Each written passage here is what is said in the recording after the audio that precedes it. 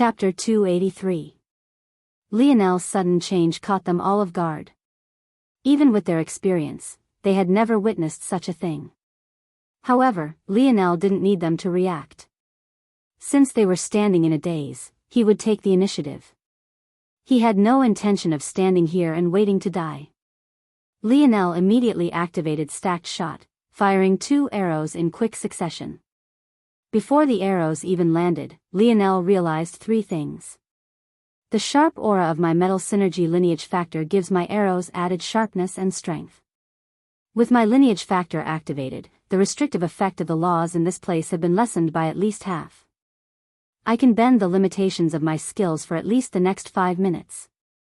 In that instant, Lionel understood that along with abilities, this space couldn't restrict his lineage factor either. The only trouble was that it seemed his stamina was drained faster than it was usually as his bloodline fought back against the restrictions. But, that was fine. Lionel felt that 5 minutes was enough. No one had expected Lionel to be the first to react. However, the demons and humans that stood around him were all veterans of the battlefield. In addition, now that Lionel had lost the advantage of being in the air, they obviously had far more possible rebuttals to actions.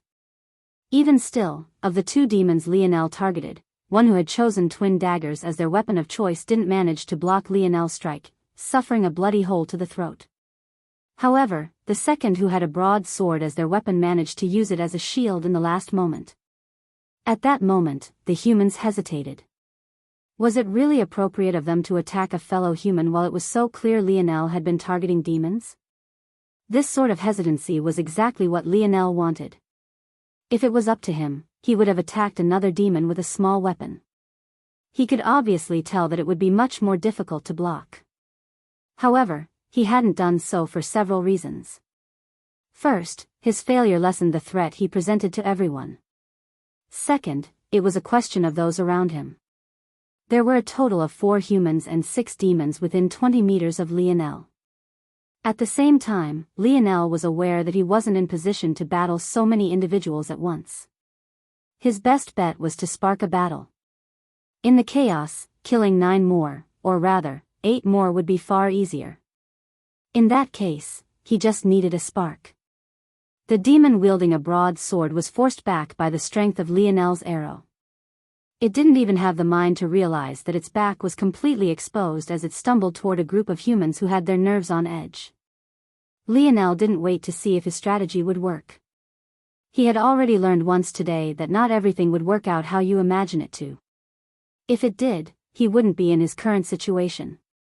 With a flip of his palm, several fish scales appeared. He activated them one after another, layering his body with 3/4 skins in one breath. Unfortunately, Lionel was correct. Instead of taking the opportunity to strike at the stumbling demon, the humans backed away. In a lot of ways, Lionel could understand their choice. No one wanted to be the one who truly turned this into a battle royale.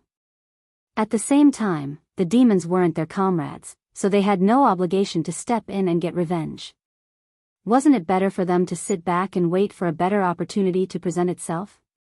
Still, Lionel didn't seem to be fazed at all. Boy! The demon who just managed to block Lionel's arrow roared in rage, shooting forward with all the speed he could muster. Unfortunately, everyone was limited to the same slow and evenly spaced steps. In fact, to now, Lionel counted less than 10 others than had spent skill points on their movement. By the time the broad sword-wielding demon had charged to within 5 meters of Lionel, the cooldown of reinforced arrow had completed. Lionel's lip curled, his gaze suffused with cold indifference. Though he could shoot a normal arrow once every 2 seconds thanks to advanced quick reload, reinforced arrow didn't fall under this category. Its cooldown was 10 seconds. If not for this, it was impossible for this demon to have blocked his arrow. However, would Lionel really waste a reinforced arrow on an enemy so close to him? Entering a 5-meter radius of a bowman with such a limited range of techniques was asking for death. Lionel pulled the string of his dark, black bow. Even with his current strength, he only managed to pull it 50% of the way. But, with its strength, this was more than enough. The crackling of lightning sounded once more as Lionel stared down the enraged demon. However, this time, an imperceptible bronze luster coated the arrow as well as though the metal that formed it was resonating with a higher existence. The demon froze. An overwhelming sense of danger shook his heart. He wasn't among the demons who had gained star points. His performance only managed to net him a B evaluation, and that was only after he managed to gain a few tricks after observing those who came before him. When facing an arrow even a demon who had gained star points couldn't do anything against, how could he not feel as though he had acted rashly? However, would Lionel care for his feelings? Shoo! The demon closed his eyes, realizing that death was upon him. But, even after several moments of holding his breath, he seemed to realize that his heart was still beating. In fact, he hadn't even felt any pain. It can't be that a marksman would miss from such a close range, right? The demon snapped his eyes open, a cold sweat matting his back. He was just in time to hear an enraged and mournful cry to his back. Not only that, but he also watched as 2 more star points manifested above Lionel's head. What? Chapter 284. Just moments ago, he thought he was safe. He stood silently in a corner of the platform, having been lucky enough to be dropped here. He couldn't have been more happy that Lionel had taken all the attention for himself. He had thought that after these 2 star points appeared above his heads that he would most definitely become a target. He really had to thank Lionel. Ha, idiot. What are you doing entering the range of a bowman like that without a proper plan? This is the problem with us demons, focusing too much on brawn and not enough brain. How else could we possibly have allowed a female human to become our leader? The demon clenched his fists. He had already affirmed it in his heart. He would use the entry into these trial grounds to raise his strength above that bitch Madrid. He could already imagine her riding beneath his crotch. Of course, he would treat her well. It wouldn't be so bad to have such a powerful queen by his side. Is that idiot dead yet? The demon looked up just in time to see a flash of brilliance approaching him at impossible speeds. He blinked just once, yet it had gone from tens of meters from him, to right before him in a flash. The demon's expression changed. He had to dodge. Just when he wanted to, his expression changed again. Damn it. He had completely forgotten that he was already at the corner of the platform. There was no place to dodge. Shoo! Pchoo! It was only after the arrow had shot through his forehead that the demon realized that dodging was never an option. If there was any solace in death, maybe it would be that he wasn't alone in his despair. The very demon he had called an idiot just moments earlier now found himself in a similar situation. Standing in a no man's land within 5 meters of Lionel's bow. It was asking for death. Pchoo! Another deathly silence fell over the platform. In an instant, 4 demons had died beneath 5 arrows. This simple thought was one shared by them all. Going from being suppressed in one instant to taking the lives of 3 more in the next. Even though they had all witnessed it, they couldn't believe it. King Arthur and Lamorac's expressions darkened. They couldn't believe the sudden change. Now, not only was Lionel safe for the time being, but others would hesitate to come after him. That bravery, that daring. He actually targeted a demon over 100 meters from him when he was surrounded by enemies from all sides. This feeling, it felt oddly similar to when Lionel strolled out of Camelot's gates. Damn it. Charged together. The demons around Lionel were completely enraged. Lionel steadied his breathing, his gaze flashing like lightning. However many came as many as he would take on. In the distance, Big Buddha and Monet looked on with dark expressions. They had been cautious about making a move before, but it seemed that they might have to. They weren't worried about being seen as the enemies of humans. After all, they were already under the banner of Madrid. Just when everyone was about to target Lionel, the situation changed once again. The demons who had chosen to charge toward Lionel suddenly found themselves frozen, completely unable to move. Bind. The delicate voice of a little girl rang through the battlefield. Beads of sweat poured down her little face as she pushed her hand forward. It was obvious that binding the 3 demons that charged toward Lionel in that instant had taken a lot out of her. Not only was the distance far, but there were actually 3 of them. How could she not be struggling? Seeing such a scene, Lionel's heart softened with gratitude. His cold and indifferent expression cracked just the smallest bit. Stacked shot. Feelings were one thing, but Lionel wouldn't allow his actions to lag behind. In an instant, 2 more bloody holes appeared within the demons. The moment she only had to bind a single person, little Nana's pressure was reduced by a significant amount, allowing Lionel's cooldown to be completed and for him to draw another arrow. However, Lionel didn't fire this one. He took a step toward the last bound demon and pierced his drawn arrow through her throat. He could see the look of despair as she struggled to break free, but his eyes remained callous. In a flash, Lionel had killed 7 and still had 3 arrows remaining. He drew his bow once more. The contrast of blood dripping from the tip of his drawn arrow and the corpses littered around his body painted a heart-palpitating picture. At that moment, everyone had grown hesitant. The ability of that little girl was too powerful. They had all been apprehensive about her earlier, and now that she had stepped forward to help Lionel, the situation had gotten several times more complex. Just when everyone was shaken and wondering what the next step would be, a pained cry called out. Lionel's brow shot up. His bow was still drawn, so this cry was obviously not caused by him. His internal sight locked onto a certain region only to find that King Arthur and Modred had both reacted as one, both killing a member of the demons and humans respectively. In fact, their steps didn't pause as both of them shot toward a second target. Lionel was shocked. He couldn't understand why they were acting like this. Technically, he was still in a dangerous situation. He hadn't gotten out of the woods by any stretch of the imagination. Modred's actions could be justified. After all, Lionel had killed 7 demons to now. If things continued, she would only fall into more of a disadvantage. However, King Arthur's actions didn't make much sense at all. A third cry sounded. In their competition of 2, Modred won, taking down a second human. Just as King Arthur's sword descended, a barrier of protection appeared around a shocked demon, saving her at the last moment. King Arthur frowned, but eventually retracted his sword unwillingly. It couldn't be helped. He didn't have long-ranged attacks, but Modred did.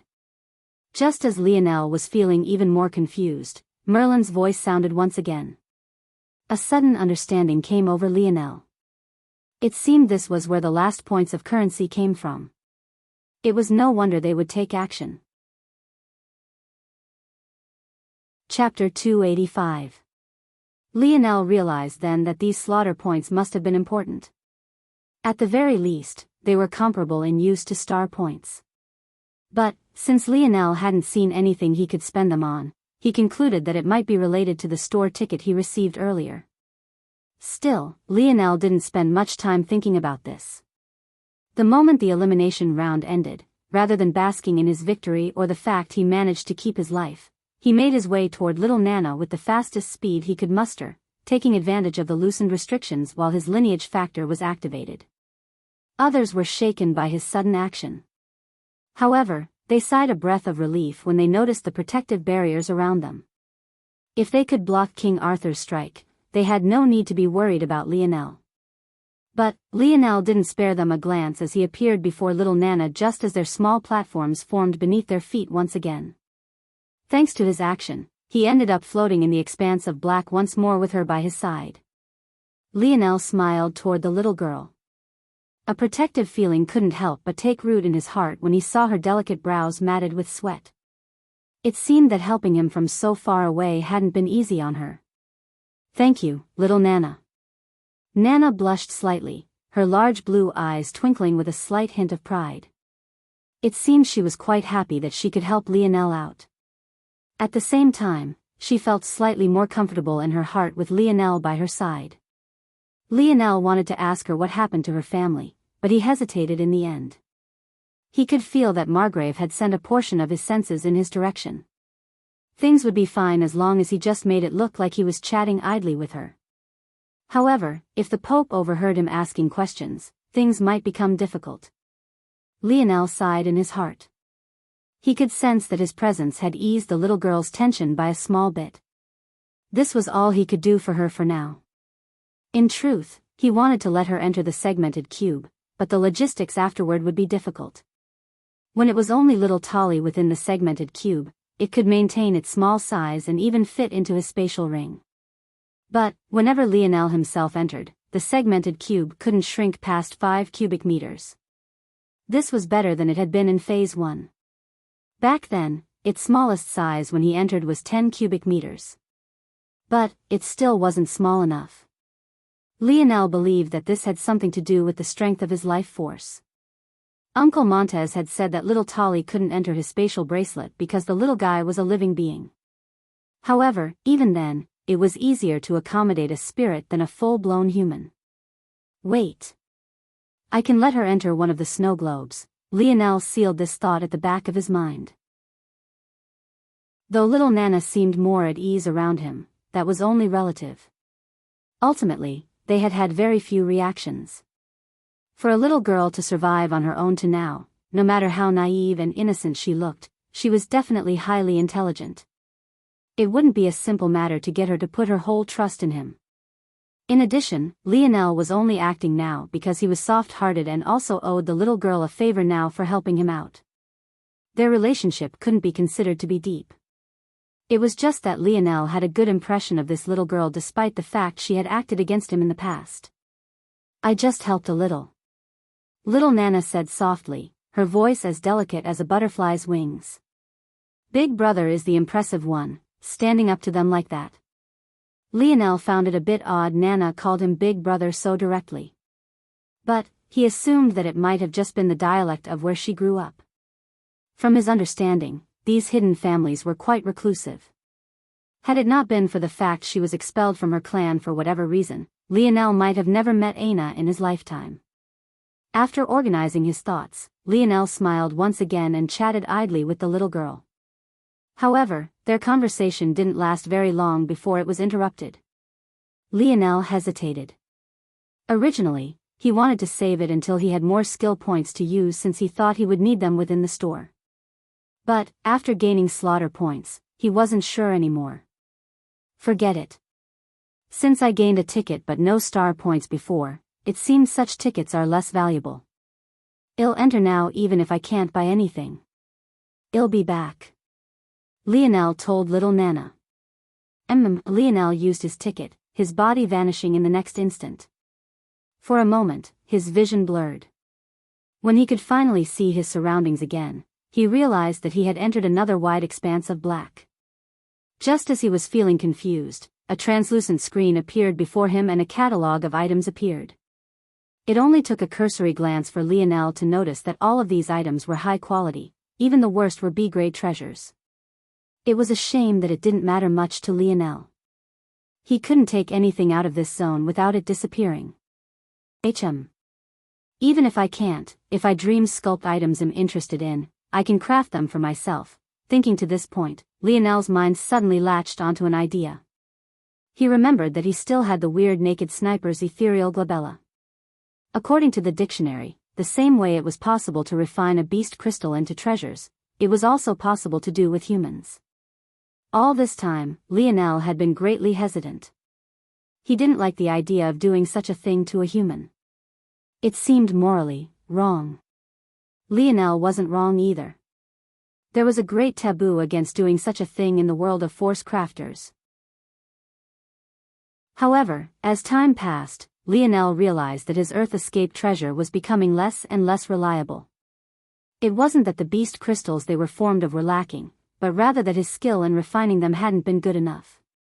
The biggest problem was ultimately that it took too long to activate. It couldn't be used in battle at all. However, the naked sniper's blink ability. It was hard to pass up. Unfortunately, Lionel had yet to draw up a satisfactory blueprint for it. He realized that even though he had managed to craft a Tier 9 black treasure, his skill couldn't really be considered to be at that level just yet. At most, he was able to use his ability to drill himself into being capable of doing something he would otherwise find impossible. But, if he found a treasure here that accomplished a similar ability, it would make things much easier on him in the future. What Lionel didn't know was that he had touched on his second taboo already. The first was refining a human into a treasure, and the second was stealing the craft of another master. Chapter 286. This isn't working. Going through all of these treasures one by one would take forever. Lionel suddenly had an idea. He wasn't sure if it would work, but it wouldn't cost him anything to try. Can you show me all short-distance teleportation treasures with cooldowns less than 10 seconds? Much to Lionel's surprise, the translucent screen before him immediately reacted. There was a few seconds of rapid scrolling before treasures disappeared one after another, leaving behind a total of 5. Lionel's gaze brightened. There were 2 necklaces, 1 brace, 1 bracelet, and the last was an ankle brace. They all had short ranges of within 10 meters. The highest cooldown amongst them 8 seconds while the lowest was 3. Lionel focused on one of the necklaces. Though it was quite feminine, what he cared about was its ability. Worst come to worst, he could just hide it beneath his shirt or armor. This necklace was the overall best treasure here. It had a teleportation distance of 3 meters and could be used once every 3 seconds. It was possible to store teleportation charges for up to 3 attempts. After that, one would have to manually pour force into it. Just when Lionel was about to get ahead of himself and purchase it, he suddenly froze. He remembered he didn't have any of the currency necessary for this special store. In fact, he wasn't even aware of what the currency was to begin with. Lionel's gaze slowly shifted to the side of the image reflecting in his gaze. When he saw the numbers beside it, he couldn't help but smile bitterly.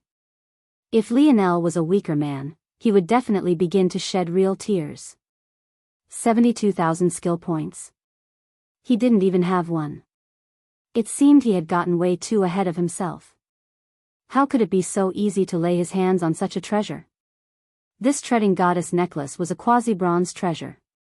As long as it was a 3rd or 4th dimensional world, it wouldn't weaken in the slightest. How could it be so casually given out? Lionel settled his breathing. It seemed he had wasted an entry ticket. He didn't have a single skill point on him. And, even if he did, he wouldn't have the heart to spend it on a piece of equipment. 72,000 skill points was enough to make it a good portion of the way up his skill tree. He couldn't casually use such an amount. His first priority was still mastering the 4 Seasons realm. Just as Lionel was about to resign himself to a loss, he suddenly remembered something else. Since this space could respond to his verbal command, maybe it could answer a question of his? How do I use slaughter points? The translucent screen flickered and changed once again. 1 slaughter point, 100 skill points, a 1 slaughter point, 3 special store tickets, 1 slaughter point, 1 star point. Lionel's gaze brightened. So it was like this. Slaughter points could be traded for a myriad of things. It says current exchange rate, does that mean it's subject to change? Lionel came to a logical conclusion. It was very likely that as the numbers dwindled, slaughter points would gain a boost in value. Who knew, in the future, it might be possible to exchange a slaughter point for thousands of skill points. Arthur must have benefited from these treasures from his last entry, but why is it that he hasn't used them yet? Is it that he can't due to the restrictions, or is there another reason? Lionel realized that his own treasures didn't seem to have any restrictions. The only reason he hadn't been able to use his wind lightning glove before was due to the restriction on his force, not the treasure itself. So, he was unsure if he had an advantage others didn't. Forget it, we'll see how things go. Armed with this new information, Lionel became more confident. The first thing he did was spend 5 skill points and 1 star point to unlock a companion for life. Yip, yip. Finally feeling that he could move, little Blackstar excitedly jumped around. The little guy had truly felt too stifled. Once Lionel unlocked Blackstar and Tolliver, he gained a 4th branch of his skill tree related to them. Originally, Lionel had no intention of spending any skill points on this new skill tree. After all, Blackstar's ability couldn't be restricted by this world. There was no need to give him new skills. However, Lionel froze when he saw a particular skill. Perfect union. The moment Lionel saw it, he knew he had to have it. He understood too little about Blackstar's ability, while this skill would allow him and Blackstar to essentially share one mind. Everything the little guy felt and all of its instincts would count as Lionel's. The best part about this skill was that it wasn't the highest skill on the tree, nor did it take much to reach it. It would take 321 skill points to unlock the branches necessary and 4 star points to reach it. Lionel hesitated. If he converted all of his slaughter points now, he would have 550 skill points. However, he only had 3 star points left now, so he would only have 450 skill points, while the last slaughter point would go toward the last star point he needed. Lionel's gaze narrowed. At the moment, he was feeling uneasy in his heart. He felt like things would only become more dangerous from here on out, and who knew when the next elimination round would begin. Lionel was certain that he would be targeted from the beginning during the next round. It couldn't be helped, he stood out too much and had made many enemies. It ultimately comes down to one question: will understanding Blackstar better give me a greater immediate boost in strength, or would using all 550 skill points on myself do so? Lionel sent a glance toward his own skill tree. Several calculations fired off in his dream world. Eventually, he fell into a simulation, the results of which shocked him.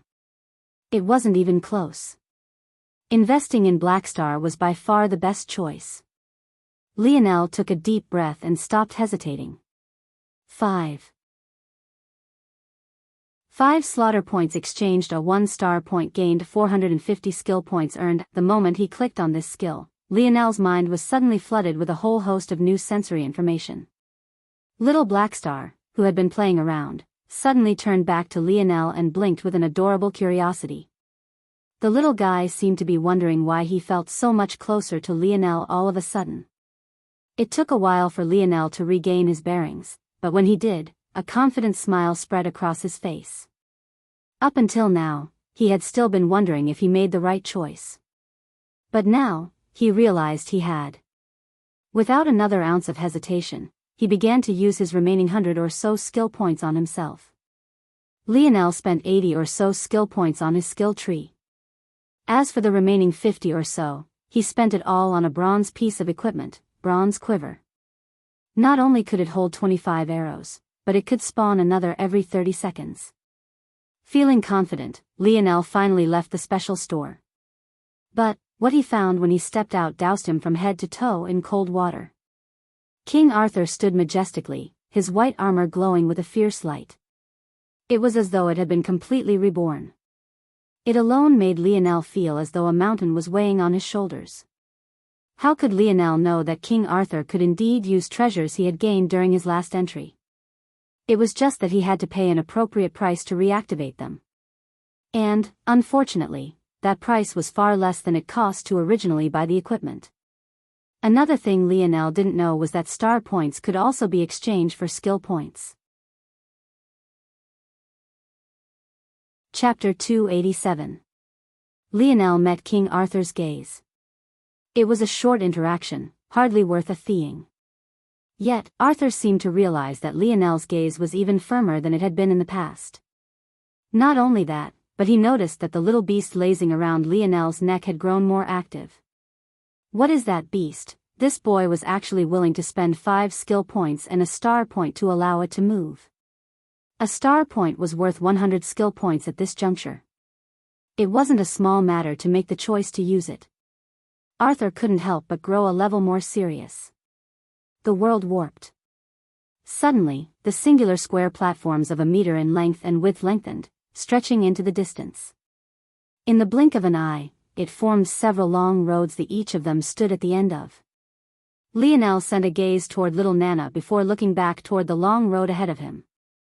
Without another thought, he took a strong step forward. The universe was a nearly endlessly vast place. Some believed it was infinite while others believed it was infinitely expanding. There were even some schools of thought that believed there were endless copies of this impossible vastness, each telling the same story a different way. Still, there was only one truth. There was just a single universe. However, within this single universe, there were trillion upon trillions of worlds, each with billions upon billions of existences of their own. In this universe, there were usually many names for the same thing. However, this universe only went by a single name by those who were advanced enough to realize its profundities, the dimensional verse. Though the dimensional verse was formed of many worlds, it was more accurate to say that these worlds simply represented a fold of reality. Each fold encompassed a world and could be given a dimensional grade.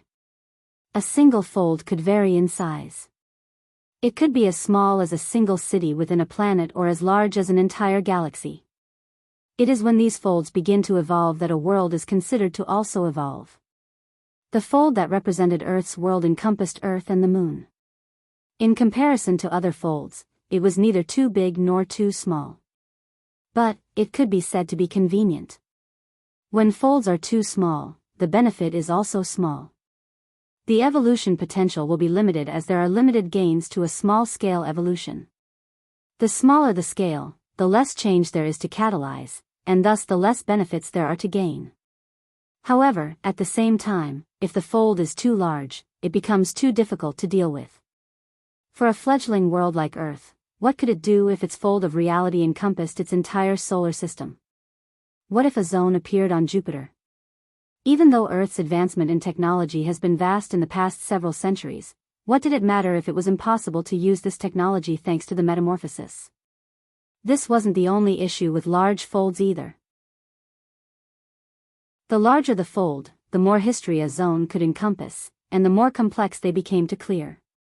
The more random a zone could become, the more complex its quests become, and the more difficult it was for zone detection treasures to calculate the quest requirements. Of course, a place like Jupiter wouldn't have any real history of its own. That would be nonsensical. However, its addition to a fold of reality could cause mutations in an otherwise normal history one would never expect. Unfortunately, the size of folds was destined to always grow. Though it would be nice if it remained the same until the fall of a world, such things were never meant to be. Due to this truth, the higher the dimension of a world, the larger its fold was, and the more powerful it had to be to survive to its current point. As though this wasn't enough, sometimes growing folds could clash and begin to overlap, resulting in an instance of two worlds having no choice but to go to war for fear of their own world collapsing. Still, these instances were often never reached by a world because the process of surviving a growing fold of reality was too much for many worlds to bear. There were many worlds that sat at this crossroad. To the left was a road where they survived and managed to prosper. While the growing of a fold could devastate a world, it also provided opportunities. The larger a fold, the more natural force arts it encompassed and the greater resources it could produce. However, the right was a road of immediate benefits. These worlds would choose to abandon their folds of reality to migrate to more stable higher dimensional worlds. But, before they did so, they would wring their world dry of all the resources it had left, using it to fund their new lives. Many worlds had a certain ratio of both types of people. Where there was population, there would always be opposing viewpoints. Would it be better to build something with your own hands and leave something behind your future generations could admire you for? Or was that foolish? Why shed blood and tears for a reality you wouldn't get to enjoy yourself? The world of terrain was at a similar crossroads. It had been 500 years since it evolved into a fourth-dimensional world. Unlike Earth, it didn't sit in a fold of reality with much potential. According to the higher dimensional beings, it would at most become a fifth-dimensional world before reaching the end of its evolution. For worlds that reached the end of their potential, the clashing of these two ideologies would become especially tumultuous. The effort needed to have a world step into its final evolutionary stage was a lot, but just how many were able to put in this necessary effort? That said, whether this clash was relevant to the events occurring at this very moment was very hard to tell. It could only be said that this matter should be left up to those observing. At this very moment, a singular woman was the target of a large-scale manhunt.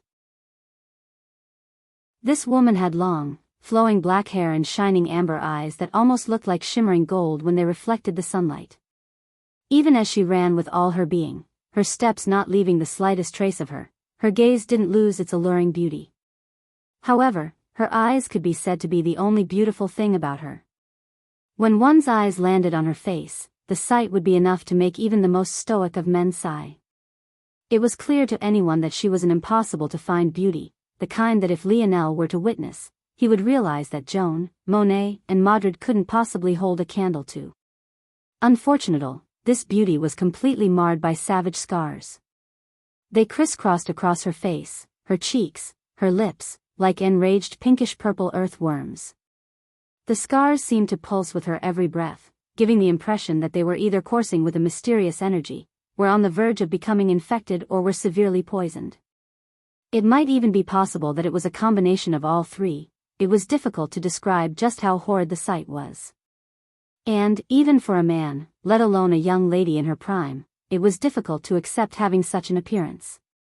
Most in this young woman's position would choose to cover it up.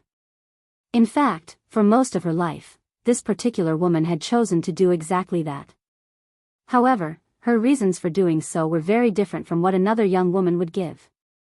At this moment, though, these reasons hardly mattered. The life she lived on her home world was far different from the one she lived now.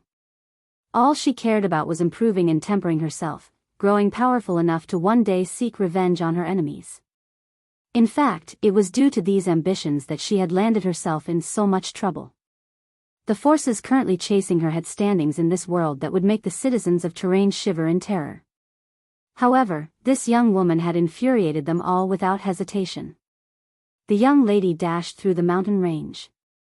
Beads of perspiration fell down her face, rolling over her unsightly scars.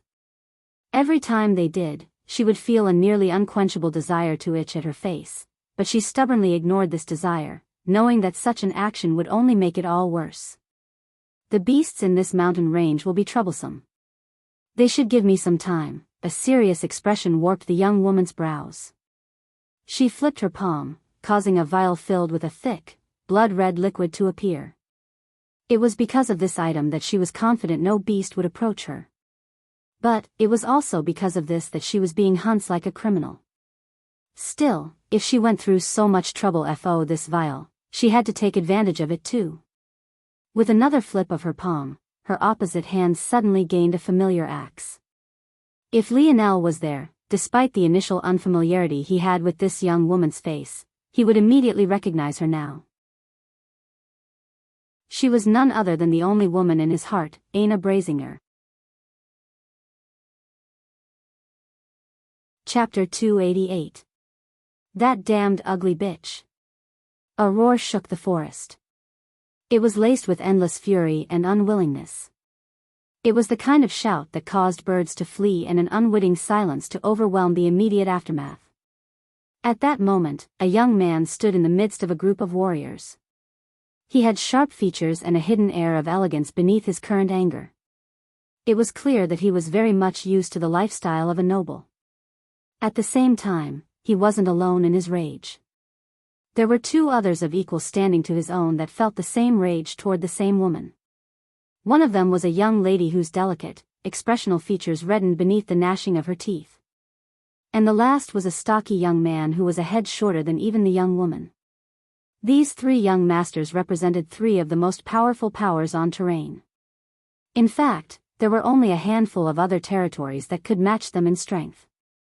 Yet, they all felt infinite rage toward the same woman. The Cliff's Edge Terrace. The World's End Falls. The Mirage Pavilion. Each of these were names that shook the hearts of those born on Terrain. Yet, they had actually made a move together. Spread out the encirclement. Do whatever you have to do to find her.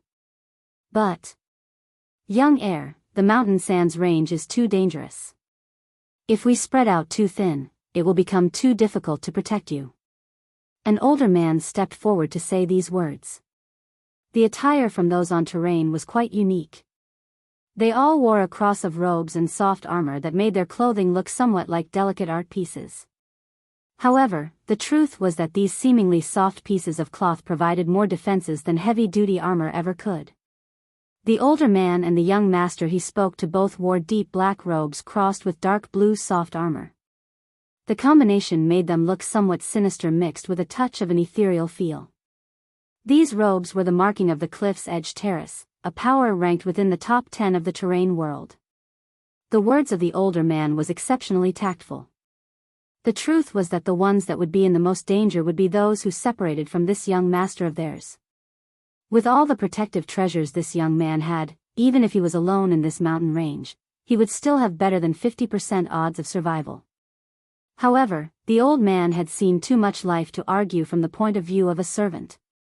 He had to convince the young man that he would be in danger, otherwise why would he care? This was the reality of the world. Hearing the name Mountain Sands Range, the young man immediately grew sober. It was an odd name for a mountain range, especially since there were no deserts anywhere within hundreds of kilometers of this place. In fact, when the young man heard that a Tier 1 bronze zone would appear in this place, he had been hesitant to go at all until he heard it was a variant zone. There were a total of 4 different kinds of zones. Regular zones, unique zones, mythological zones, and finally, variant zones. Variant zones were unique in that unlike the others, they didn't pull from culture or history. Rather, they came from the future. Regular zones represented the trials of a world. Unique zones represented the invasion of a world. Mythological zones represented the potential of a world. And, variant zones represented the end of a world. For higher dimensions, toying with the timeline of a weaker world wasn't difficult as long as an appropriate price was paid. However, in this instance, it wasn't another world trying to sabotage terrain, but rather the future generations of terrain trying to save their own world. Whenever a variant zone appeared, it meant that a world had entered a crossroads. Choosing to go one direction or another would decide whether they would sink or swim. A variant zone could be considered the universe giving a world a few more chances before they perished. Of course, the appearance of just one variant zone didn't necessarily mean a world was on the brink of destruction. But, what it did mean was that if appropriate measures weren't taken, a world would be in danger given due time. What truly differentiated variant zone from others was that treasures could be taken out of them. Usually only gold zones and above would have this ability. But, only variant zones could completely ignore this restriction. It was no wonder, then, that this group was so infuriated. The penultimate treasure of this variant zone was snatched away by an unknown young woman. And to make it all worse, she had somehow managed to escape their encirclement. However, even with all the pent-up rage, the young heir still calmed the moment he heard the name. The Mountain Sands Range. It gained this name not because of its terrain, but because of the fact it was a danger zone countless individuals had lost their life in. The legend said that the deeper one entered this mountain range, the more difficult it was to get out, just like quicksand. They had already traveled deeply enough to have entered the so-called sandbox region. If they entered too deeply and reached the true quicksand region, even the young heirs wouldn't be confident of escaping. However, it was clear by the actions of that young woman that she had no intention of escaping outward. In fact, she was putting more pressure on them the deeper she entered. The young heir to the cliff's edge terrace grit his teeth. To pursue or to not pursue? What should he do? After regaining his calm, he became several levels more thoughtful. Send out communication talismans. I want to hear from Miss Falls and that short bastard first before we make the next step of the plan. In the end, he was the young heir of a great power. He had initially lost control of his emotions because he couldn't stand the thought of such an ugly woman with no backing causing him to suffer a loss, but now that things had come to this, he had to take the next step carefully. Chapter 289. It wasn't long before a meeting of 3 had been converged. One was a young man wearing black robes alternating in deep blue soft armor. This young man was the heir of Cliff's Edge Terrace, Rain Red Solar. The second was a young woman wearing bright white robes alternating in a light sky blue soft armor. This young woman was the heiress of World's End Falls, Jilnia Falls. The last was a short young man wearing red robes matched with violet soft armor. This young man was the heir of the Mirage Pavilion, Wheeless Mirage. If one were to witness this scene, there would only be one of 2 reactions to have. Either one would be impressed, or disgusted. Rain Red sat in the middle of a dense forest with a tea spread before him. A small round table housed precious herbs being steeped in hot water and delicate, neatly arranged pastries. He sat at the table, one leg crossed over the other, as though he wasn't in the wilderness at all. One would think that he was taking a break of leisure within his own personal garden rather than being on an expedition within one of the most dangerous danger zones of terrain. Is all of this really necessary, you sissy? You called us here to waste our time eating pastries and drinking tea? Willis exploded the instant he saw Rainred set up. He and Jilnia both thought that he had already captured that ugly bitch. They had never expected that he would call them here without rhyme or reason. Did he not understand the situation? Their three powers had invested too much into this. Not only had they invested many resources into making sure the opening of the zone remained secret, but they had lost large amounts of manpower forming expeditionary squads to clear a path toward it. What was this fool thinking? Rainred's hand paused, causing the teacup in his hands to stop just before his lips. A hint of cold killing intent flashed for just the briefest moment. In the end, he managed to control himself. We need a better plan than the one we have now. If we continue to follow this ugly woman into this mountain range, I'm sure you know the kind of consequences we could face. This isn't a playground. Hearing these words, both heirs became slightly more serious. Even the perpetually silent Jilnia grew a level more serious. What do you propose? Willis said after some time. Rainred took a long sip of his tea before placing the cup down. There are only 4 passageways out of this mountain range. Pressure Winds Valley, Reverse Flow River, the Mountain Sands Path and the Mountain Sands Cave Network. I think we all know that no one has come out alive from that cave network since the 4th dimension descended. I suggest our main forces control these 3 passageways. As for the 4th, just in case of anything unexpected, we can send a few scouts with decent strength. That whore isn't very powerful to begin with. If not for her cunning, she would have long since fallen beneath my blade. The moment we lay eyes on her will seal her death. Rainred's gaze turned frosty. He had actually suffered a loss at the hands of a 3rd dimension swine. How could he not feel disgusted? Willis and Jilnia looked toward one another. What if she dies? Wouldn't it all be for naught? Jilnia finally spoke her first words. Her voice was light, delicate, and didn't carry the slightest hint of emotion. She seemed detached from everything. But, then again, it seemed as though all those from World's End Falls were exactly like this. Rainred sneered. In the end, even if it's a variant zone, it's still ultimately a mere Tier 1 bronze zone. How great could the treasures possibly be? The 2 heirs looked at one another and shook their heads. No matter how one looked at it, Rainred's words simply sounded like sour grapes.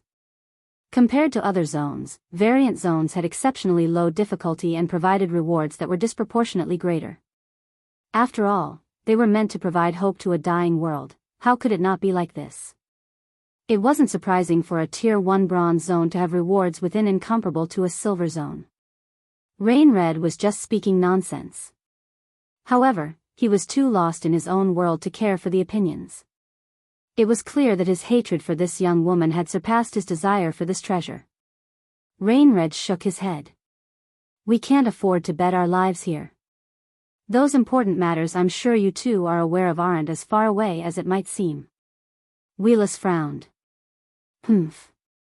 The only reason I'll be migrating along with the rest of you is because the elders have already decided on it.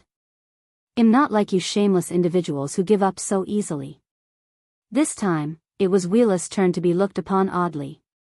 However, they didn't have the mind to say anything to reprimand him. Instead, the meeting dispersed. Soon a net designed to capture one young woman would be perfectly deployed. At that very moment, Aina had entered a cave. If the 3 heirs had been there, they would have been shocked to realize that this ugly woman they were chasing had actually entered one of the many networks of tunnels beneath the vast mountain range. Unfortunately, Aina didn't know anything about the dangers of this place. In truth, after Lionel sent her here with her teleportation ticket, she had appeared not far from the variant zone.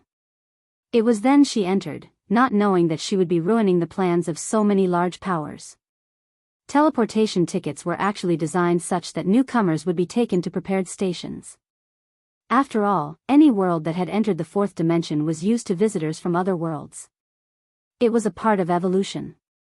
However, that little fool Lionel didn't know that one had to prepare appropriately for a teleportation, as every small factor was important.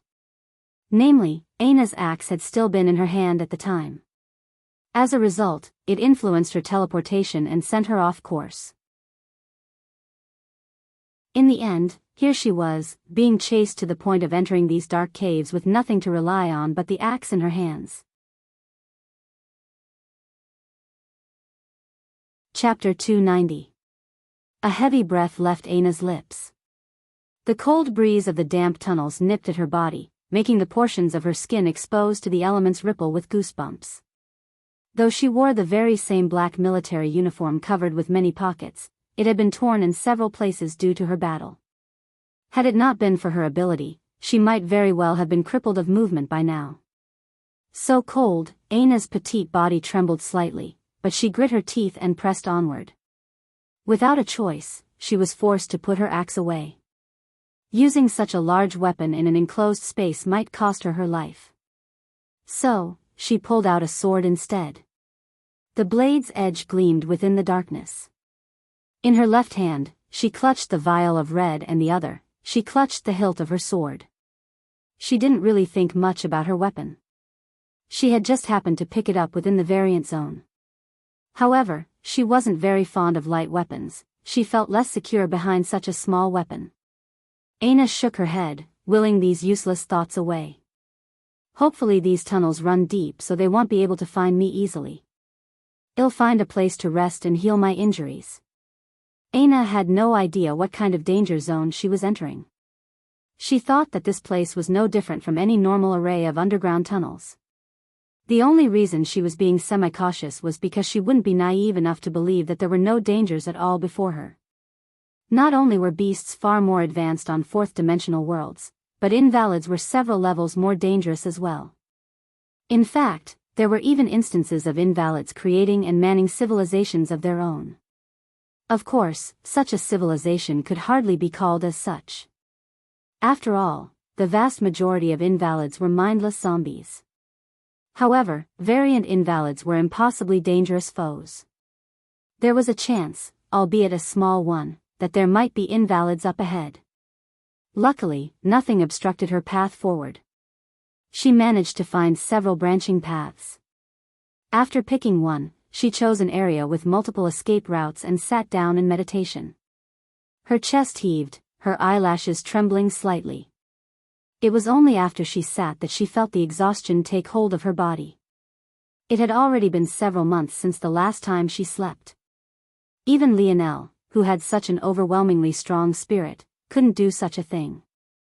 All this time, she had relied on her ability to accomplish this feat. Whenever she felt overwhelming fatigue, she would activate her self-heal and wash it all away. But, she had been gaining diminishing returns for a long time already. Aina sighed. If he was here, Aina suddenly shook her head furiously. During their time together within the Joan zone, Aina had gotten used to relying on Lionel's sleep meditation ability. He had always been the perfect scout. But now, there was only herself. Focus, Aina. The moment you decided to take your mask off, you left that life behind. Aina snapped her eyes open, willing her fatigue away. She bit down on her lip hard. There was no doubt that if Lionel was here, he would have asked her to treat them better than she was now. She looked down at the red vial in her hand. This vial was the top treasure of the variant zone. According to what she understood, it was the blood of a beast known as the Abyss Panther. The Abyss Panther was a fifth-dimensional beast that would be born on terrain within the next 1,000 years. This meant that in all of current existence, the only instance of its existence was currently in Aina's palm. This was the magic of variant zones. Every world would birth mystical and powerful beasts of its own after every evolution. Earth would likely have some of its own very soon. Among those evolved beasts, some would grow powerful enough to make a name for itself within the whole universe. Only then would its name ring sonorously within the ears of all. However, the Abyss Panther wasn't of this level. In fact, it might never be. There was even a chance it would never be born at all and its future lineage would end in Aina's hands right here and now. Aina hesitated. With this vial in hand, no beast would dare approach her. She basically gained a ring of protection around her. However, if she ingested it now, it would likely bring a huge boost to her strength and smoothly allow her to enter the fourth dimension within a few months. If others heard Aina's thoughts, they would think that she was insane. The universe had countless magic systems. One that involved ingesting the blood of powerful beasts, of course, existed. However, this situation was completely different. For one, this was blood from a fifth-dimensional beast while Aina was still within the third dimension. There were a full 2 watershed moments between her and this beast. In addition, the ingestion of blood was considered to be an unorthodox path.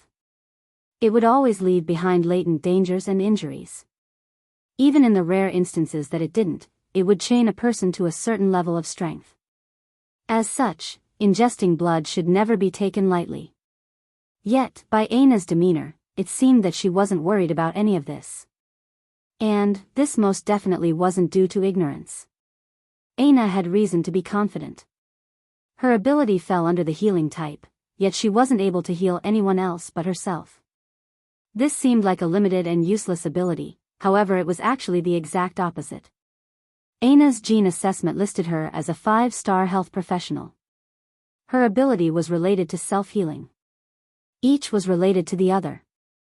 The reason Aina was so confident was because her ability allowed her almost limitless control over her own body. Any benefit she could gain with her body would be multiplied several times over compared to a normal person. She could manipulate the small portions of her body with absolute control. If she ingested this blood, not only could she ensure that there wouldn't be any lingering issues, but she would benefit far more than anyone else who ingested the same blood. However, this was only part of the reason she dared to do this.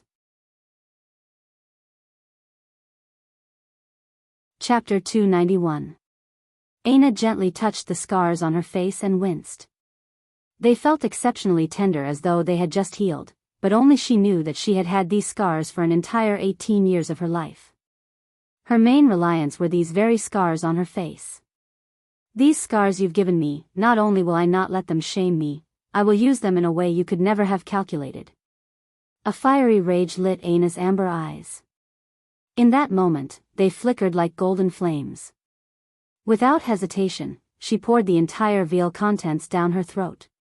Bang! Aina's clothes were blasted to ash. However, there was no gorgeous sight to behold. What should have been delicate, somewhat tanned skin, was nowhere to be seen. Along with her clothes, Aina's skin had been torn asunder. A rain of her own blood and flesh coated the walls of the cave as though a massacre had taken place. All that was left were the fine fibers of her bloody muscles. In fact, even some of her skeleton shone through regions where even her deep tissue was broken. She looked like a human that had been skinned alive. Yet, somehow, the scars on her face still remained prominent. They were so deep that they dug into the tissue of her face and latched onto her skull. Even in this situation, they pulsed like grotesque worms, not letting go even as their host was on the verge of death. However, if one looked closely, it seemed that Aina was still in a state of meditation. She no longer had eyelids to close her eyes, but her pupils seemed to have glazed over. Anyone sane would believe that she was dead. That is, until one noticed a steadily beating piece of flesh. It was beneath 2 large mounds of yellow fat flowing with blood, beneath a ribcage bathed in crimson, and between 2 barely perceptibly moving lungs, her heart. It continued to beat with a rhythmic consistency. As time passed, its beating slowed. It seemed that Aina might die at any time, however, though the rhythm seemed to slow, it became deeper and more resounding. Soon, it felt as though the whole underground space was trembling beneath its might. At that moment, in a certain region of Earth, there was a hidden estate. It seemed completely separate from Earth, as though it was a heaven gracing the land of mortals. There were vast stretches of exotic, alien plants, plains were graced by odd creatures of mythology, and the forests held an irresistible scent to them that seemed to pull one into a trance. At the center of this land, there was a mansion that hung in the skies. From its base, thick, heavy chains hung. From a distance, it almost seemed as though these chains were the pillars that held this mansion up. If it wasn't for their slight swaying every so often, any ignorant observer would conclude this as well. Within this mansion, in a room hidden from the eyes of even most of those worthy of stepping foot onto its floors, there was an altar. Though it was an altar, it didn't seem to be worshipping anything. Rather, it seemed to be the exact opposite. A stone tablet of sorts sat with names crossed out, as though being banished from a level of respect they had once deserved, or maybe never deserved to begin with. There were only 2 names on this list. Both of them seemed to have a magic aura wrapped around them. However, this aura was poison, sinister and dark. Compared to the awe-inspiring display of the Morales family ancestral grounds, this place was several levels less grand and also lacked any celebratory mood. At that moment, an emaciated old man looked up with dull eyes. He sat within this dark room as a perpetual overseer, but his position didn't seem to be very high. Whether it was his long black robes or the rattling of chains beneath them, he seemed more like a slave than an elder. His eyes were a milky white. He seemed completely blind, yet also seemed to sense something. However, whatever that something was made him sigh. Before he could do much of anything, the pulsing lights on one of the names became more intense. The aura it exuded became several levels more vindictive and savage, exuding an endless dark energy. A commotion was raised throughout the mansion and soon news was spread to all corners. Within a room of that mansion, a beautiful middle-aged woman sat before a mirror, allowing a petite maid to apply light makeup onto her delicate features. If it wasn't for the slight wrinkles toward the side of her eyes, it would have been impossible to tell this woman's age. Not long later, a messenger quickly entered the room and left just as quickly. Upon hearing the message, the beautiful middle-aged woman snickered. That whore's daughter is still trying? How many is that already in the last year? 38, madam. The petite maid replied softly. That little bitch sure can endure pain. She should know that that seal isn't going anywhere. She can struggle all she wants, but it won't change the outcome. The beautiful middle-aged woman's countenance distorted. Her beauty seemed marred by decades of resentment and hatred. She wanted nothing more than for that little bitch to live a life of torment. After a few moments of silence, she regained her usual air of nobility. It was as though she hadn't been the one to make such an expression just seconds earlier. Has my boy Simeon still not found their traces? And is there any information about this Lionel Morales who dared to kill the people of my Brazinger clan? Madam. According to our information, Lionel Morales is the grandson of Emperor Fox. The beautiful middle-aged woman seemed to be stunned for a moment, seemingly not expecting such news. But, after a moment, her gaze narrowed. And so what? Even if a member of the Fox imperial family acted, they still have to lose a pound of flesh to my family. The petite maid hesitated before continuing. His mother hasn't been seen in several decades and we weren't able to find out anything about his father. In addition, Madam should remember that young heir Simeon failed to gain a fourth of the world's spirit. Though the petite maid didn't finish her words, the meaning was clear. Acting against Lionel with such little information was inadvisable. The beautiful Madam sneered. It seems that cheap little whore is just like her mother. They sure know how to pick their men. I don't care what background he has, can it surpass ours? I want him dead before we're swept up by other matters. I don't want a fly buzzing around my business while I'm dealing with those greedy bastards who have eyes on our fold of reality. The petite maid bowed. Yes, madam. The madam's sneer deepened. Thinking about how that little whore was suffering just to head toward another failure, her heart felt exceptionally light. At that same moment, Aina still sat, her skin peeled completely from her body. However, a sneer also coated what was left of her lips. They probably thought she was struggling to break these seals once again. But, in reality, she was using it to weaken the backlash of this blood.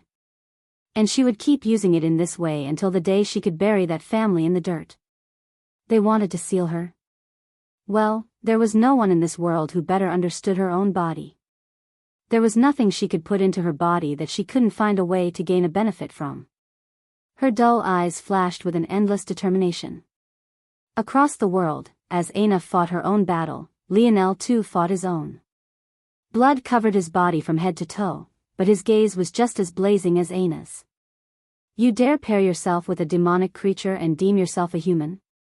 Lamorak billowing roar shook the arena. Several competitors ran about the surroundings, chasing after orbs of light in the skies. Lionel drew his bow, his gaze defiant. Shoo! Another orb of light was broken apart by him, fusing into his point total. Lionel wiped the blood that was falling down from his face. I've long since been tired of you.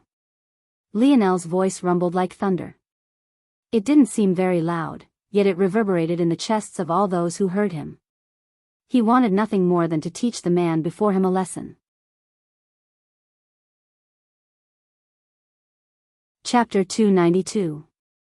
Just when Lionel was about to go all out with Lamorak, a familiar voice called out once again. Kralis and Umred were both demon lords ranked number 4 and number 2 respectively. Gawain and Lamorak both were knights of the Round Table. It could be said that Lionel's group for the third trial was among the strongest. To say that he was unlucky was a definite understatement. If it wasn't for this, he wouldn't have been in such a sorry state. During the second round, he relied on himself to gain a perfect evaluation. However, he had been targeted during this third trial since his marksmanship gave him a great advantage. As a result, he had no choice but to get Little Blackstar's help. He should have known that by doing this, he would have given Lamorak the excuse he needed to target a fellow human. It was no secret to Lionel that the little mink was a dark elemental creature. He had expected Lamorak to use such an excuse. But, what he hadn't expected was for the demons to also take the opportunity to target him. Surprisingly, the only one who didn't target him was Gawain. Yet, despite this, Umred ranked above him in the end. This made Lionel several points more serious about the demon lords. It was clear that not all of them were as weak as the number 62 demon lord he took the life of just a few months prior. Lionel turned toward Umred, trying to catch his breath. The number 2 demon lord looked like a devil risen from hell. He stood 3 meters tall and had skin the color of crimson. There were 2 horns that adorned his head. They pierced and curled upward menacingly, vibrating with a hidden, dark power. Umred's chest was completely bare and his lower half was covered by dark beast skins. He wielded 2 battle axes, one to each of his massive hands. Their blades seemed as large as his body, dwarfing him despite his size. Kralis was a demon of large size as well. However, rather than being red, he was covered from head to toe in deep black scales harder than steel. And, rather than wielding battle axes, he wielded a massive broad sword of over 3 meters in length. Whether it was the 2 demons or the 2 knights, all of them were looking toward Lionel. 3 of them had somewhat reluctant expressions, only Gawain seemed to be expressionless. Lionel glared back at them all, his chest heaving up and down. He had already reached the point where just these few had no ability to pressure him any longer. Without another word, he stepped onto his small gray platform and soared back up. Big brother, are you okay? Lionel took a deep breath. I'm fine. It's not a big deal. Little Nana frowned at these words. She could tell from the tone of Lionel's voice that he wasn't as fine with these matters as it seemed. Towards such a reaction, Nana couldn't help but feel somewhat speechless. What was it? Did he expect to not suffer a loss after being targeted by so many powerful beings? In fact, did he even really suffer such a loss? Wasn't he still first? However, Nana had no idea that the reason Lionel was so short and succinct wasn't because of this. Though it played a part, it wasn't everything. At the moment, Lionel had an uncomfortable, suffocating feeling in his chest. It was the kind of feeling he only felt due to Aina. For some reason, Lionel felt as though there was something wrong with Aina at this very moment. Yet, he was still years away from leaving these trial grounds. And, even if he left right now, it would be impossible for him to find her immediately. This left him feeling anxious, so anxious that he didn't even think about why he was so certain these thoughts were reality. It was no wonder, then, that Lionel almost completely snapped just a moment ago. If it wasn't for the trial ending, there was no telling what he would have done in that moment. A pillar of gold descended upon Lionel. He had no choice but to discard any distracting thoughts he had. Even if he wanted to rush to Aina right now, he couldn't do so without strength. If he wasted this time, any small chance he had would just shrink all the more so. Star force rotated within Lionel's body. As time passed, he felt his force growing more and more crystallized. Just a little more. Just a little more and I'll be able to form my final nodes. Each recovery reward Lionel gained was worth 3 to 4 months of normal meditation. After 2 perfect recovery rewards in a row, Lionel had already managed to cover over half a year of meditation. With a few more rewards like this, he would be able to meet his goal. Nana, come over here. A sudden voice sounded as Lionel opened his eyes. He didn't need to look over to know that it was Pope Margrave. Before Lionel could even react to the words, the first thing he noticed was Nana's imperceptible trembling. It was as though she was deep within a nightmare. Seeing Nana's hesitation, Margrave frowned. Did you not hear me? The dignity in his voice raised several levels. Despite the fact he didn't raise its volume, it felt as though his words were thundering in the little girl's ears, causing her blood to rush in reverse. Little Nana's hands gripped at her chest. It looked like she would bend to the pressure at any moment. At this instant, the 8th round of the 3rd trial was beginning, but at least half of the remaining participants had suddenly turned their gazes toward their direction. However, no one could have expected Lionel's reaction. I'm not in the best of moods right now, Pope. Scram.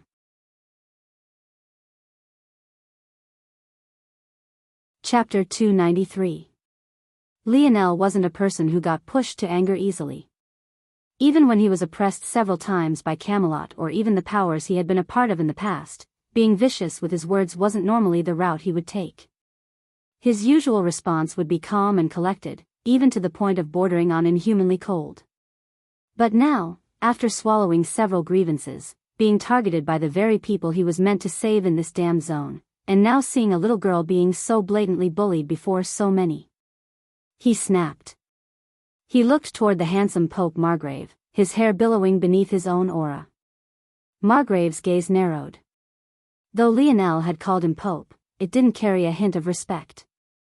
And, as if the disrespect wasn't enough, he actually told him to scram?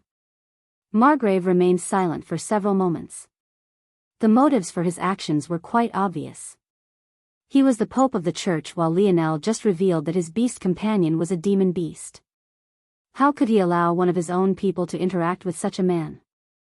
Madrid looked over with a hint of curiosity in her eyes. There was even a hint of understanding and compassion within them, as if she understood Lionel's plight. But, just as quickly as it appeared, it disappeared just as fast. Margrave didn't respond to Lionel directly and turned back toward Nana. Are you sure this is what you want? His words seemed to be hinting at something. Yet, only Nana herself seemed to understand. Everyone else was completely left in the dark. Little Nana's trembling grew fiercer. It became quite obvious to Lionel that this wasn't just a matter of being associated with him. While others might not know it, Lionel knew that Nana wasn't of this world. In a few years, this Pope would have no control over her life whatsoever. So, while others who heard their conversation assumed that the Pope was an elder advising Nana for the sake of her future, Lionel knew that she wouldn't react like this if it was just about that. Lionel stood up and stepped into the void that separated his and Nana's platform. It seemed like he was committing suicide for a moment, yet in the next instant, he actually took a step on the air, shocking all those who were watching him. Of course, Lionel was using his treasure shoes to mimic such an effect, but the others had no way of knowing this. Little Nana was so shaken that she hardly noticed when Lionel had already appeared before her. If it wasn't for his shadow, she would have noticed anything at all. Ah. Do you want to leave here? Lionel asked. Ah. Little Nana was speechless. If she could leave, wouldn't she have? What was Lionel saying? She was confused about exactly what was happening. Do you? Lionel pressed. Why yes, good. Lionel nodded. Then, he brought out the segmented cube and allowed her to enter. In one instant, there was nothing but a small gray platform and two youngsters. In the next, there was no one but Lionel standing outside of a large 5 by 5 meter box. In fact, the cube was so large that Lionel was able to step from it to his original gray platform without using his treasure shoes. Pope Margrave's brow furrowed. What was this supposed to accomplish? How could Pope Margrave know of the segmented cube's abilities? Entering it was like being disconnected from the world entirely. During the second trial, Lionel had thoughts of entering the segmented cube. But, something made him rethink doing so, and he asked the dictionary about it first. As expected, once he entered the segmented cube, he would be considered to have left the Merlin trials. If he did that, he would lose the right to fight for the Four Seasons realm comprehension. However, for someone like little Nana, this was perfect for her. She would no longer be restrained by the trials. But, from now until the trials ended, she would have to remain within the segmented cube. There was no telling how the trial grounds would react to a dead participant suddenly coming back. Lionel landed on his own platform, his chest heaving slightly. This was the first time that his recovery didn't bring him back to 100%. However, this only made sense. He had directed all of the star force toward concentrating his force. In addition, for whatever reason, Lionel seemed unaware that he had already awakened the healing branch of his snowy star owl lineage factor. If not for this, how could he ever worry about his Bodis condition? How could he ever have been put into such a sorry state just moments ago? It seemed that Lionel had truly been unconscious during the matters of that day. After landing, Lionel turned back toward the Pope only to see that the latter was already looking toward him. However, Lionel disregarded him the very same way he had once disregarded Lionel. This time, though, the Pope didn't seem intent on maintaining his silence toward Lionel. He sighed. Are you not aware that your actions have made an enemy of all those here? Lionel's footsteps paused. If it wasn't for his mood, he may very well have laughed at what he had just heard. He was a Lionel Morales. He was a man who, despite his modest upbringing, managed to gain the love and adoration of a school filled with nobles. Who among those who went to Royal Blue Academy didn't know his name? Who among them didn't respect him and have a good opinion of him? Even when he shamed himself and never missed a day of confessing to Aina, not a soul made fun of him for it, and they even encouraged him. Yet, after the world changed, everything seemed to change along with it. It seemed that no matter where he went or what he did, he would be hated, ostracized, and targeted. It was as though after the New World Order descended, his charisma, his kind heart, his warm nature, it all wasn't worth a single shit anymore. Thinking to this point, Lionel began to laugh, unable to hold it back. He genuinely laughed, finding it all to be very funny. Then be my enemy, Lionel said after he finished laughing. He didn't say any other words and his tone even seemed somewhat sad. But that was all. He didn't spare the Pope another glance. Less than 70% or more of those participating have gained animosity toward one trial taker, Lionel. Survival event triggered a 10x the rewards for participant, Lionel. Chapter 294. Lionel's expression changed. This was the last thing he could have possibly expected to happen. However, after a while, he understood why such a thing would happen. The Merlin trials were set up with the utmost transparency. With the exception of hiding what happened within the special store, everything else was laid bare for all to see. Whether it was one's performance and grade or even the skills one chose to unlock, everyone saw it. Beyond this transparency, one could watch everyone battle. This was especially so in single-participant trials like Trial 1 and 2 had been. In that case, even when one waited to unlock skills after using a special store ticket, it was more likely than not that whatever improvements one made would become very obvious, very quickly. As though this wasn't enough, everyone shared the same physical root skill tree. In addition, all those who used the same weapon shared the same weapon root and special root skill trees as well. This meant that even if one wanted to hide their skills and did a good job in doing so, the kind of skills one had unlocked could be deduced just by observing someone else with a similar weapon. What did this all come to mean? It essentially meant that this setup made it very easy to distinguish who was powerful and who wasn't, in addition to who was improving faster than others and who wasn't. In such a situation, a small group of individuals becoming the target of many was very possible. One could even say that it was inevitable.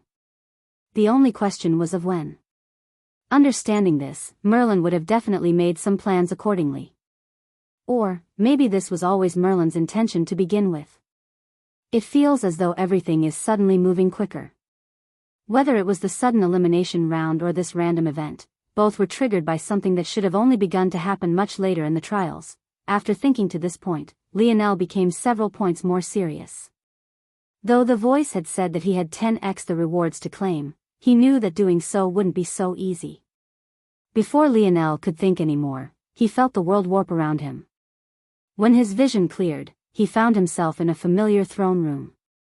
Except this time, rather than kneeling before it as he had done last time, he was sitting on its cushioned seat. King Arthur's throne room? Lionel frowned. He felt that this positioning wasn't much of a coincidence. After a sweep of his senses, Lionel realized that though he was within Camelot's castle, it was completely deserted. In fact, for as far as he could stretch his internal sight, he didn't spot a single person. Lionel was pleasantly surprised. He hadn't thought that he would gain something like that. This made things much more convenient for him. After a while, Lionel understood the random event. There was a flag in this very throne room. In fact, it was waving above the throne he sat on at this very moment. His role was to protect it, while the role of everyone else was to steal it. Lionel had to protect the flag for a single day.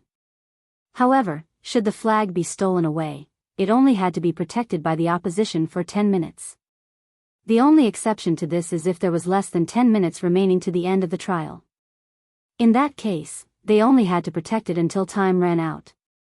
This essentially meant that the most dangerous time for Lionel to lose the flag would be in the final minutes. Of course, the reason Lionel wasn't in too bad of a position was because he could move the flag if he wanted to.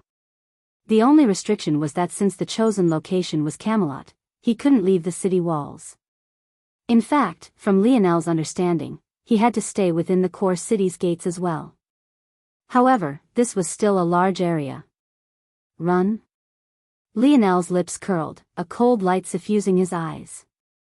In order to participate in capturing his flag, Lionel's enemies had to pay 1 star point or 1,000 skill points. This way, most were filtered out. However, it also guaranteed that all who dared to do so would be elites. At the same time, the more who participated, the better his rewards would be. Yip! Yip! Little Blackstar jumped up from Lionel's shoulders to the top of his head. Previously, the little guy had felt quite enraged about how Lionel was being treated and had even wanted to charge out to face their enemies directly. However, Lionel had stopped the little guy from doing so. Though the little mink was powerful, Lionel was sure Blackstar was still an infant. He couldn't let him rush to his death like that. Yes, yes. Well, get them back now. Giving an Earth Mage time to prepare their own terrain? They should expect to suffer a few losses, leaving such an advantage to an Earth Mage was bad enough.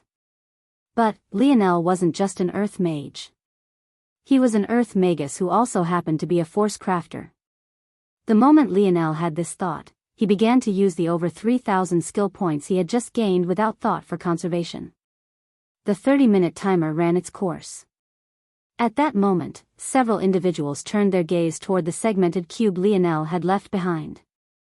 However, none of them had the ability to cross the skies like Lionel had. Or, maybe some of them did, but had yet to unlock such an ability from the physical root skill tree and could only watch it. Unfortunately for them, there wasn't much time to think about just what this treasure was or how it worked. They were all given the same option. In that instant, several elites made their decisions and disappeared along with Lionel. When they reappeared, they found themselves within the walls of Camelot. The sun hung high in the sky. For them, who had been within the trials for the last few months, seeing such a sight was actually quite refreshing. But, after a few moments, they grew serious. This wasn't the time to be losing themselves in thought. They had all spawned in random locations, stretched across the core city of Camelot. No two individuals could be found within 100 meters of one another. Now, they just had to make the decision of where to look for Lionel first. Luckily, they were all elites. The prerequisite to cultivate force was to grasp internal sight. Even if they all had varying degrees of how strong their own were, they all at least had internal sight capable of covering a few tens of meters. The more powerful of them could cover several hundred meters. The truth was that if Lionel wanted, he could hide himself from their search. After all, that was how he had escaped Camelot initially. He had been able to avoid Lamorac's detection and simply walked out. However, while he could he didn't feel that it was necessary. At least not for now. This was the perfect chance for him to gain slaughter points. By now, Lionel had learned the benefit of saving and not using his slaughter points immediately. From being worth 100 skill points, they were already worth 1,000. If he saved them well, the benefit could be imagined. As the elites looked for Lionel, they seemed to realize that this might have become more difficult than they originally thought. In a corner of the city, Umred frowned. The action made his already sinister crimson features all the more so. He can hide from internal sight? This was the first thought the number 2 demon lord had. However, it wasn't a thought he wanted to confirm. If this was true, finding Lionel truly would be impossible. Umred's expression changed, his twin battle axes trembling slightly as he seemed to realize something.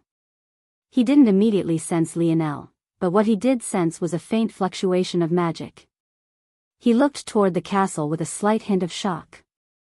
The reason he was shocked wasn't because the magic fluctuations were powerful, but rather because of their location. These fluctuations were actually coming from Camelot's castle. As a demon, he had never stepped foot so close to Camelot's core. However, he knew a castle when he saw one. The fact that these fluctuations were coming from the very center of this city, it can't be that Lionel hadn't been running and hiding like they thought. While Umred was having these thoughts, so were many others. Surprisingly, neither King Arthur nor Modred had chosen to take part. In fact, Pope Margrave, who Lionel thought likely had the highest chance of taking action, hadn't moved either. That said, there were still some familiar faces. Aside from the Crimson Umred, there was the black-scaled Kralis and even the large-bellied Big Buddha.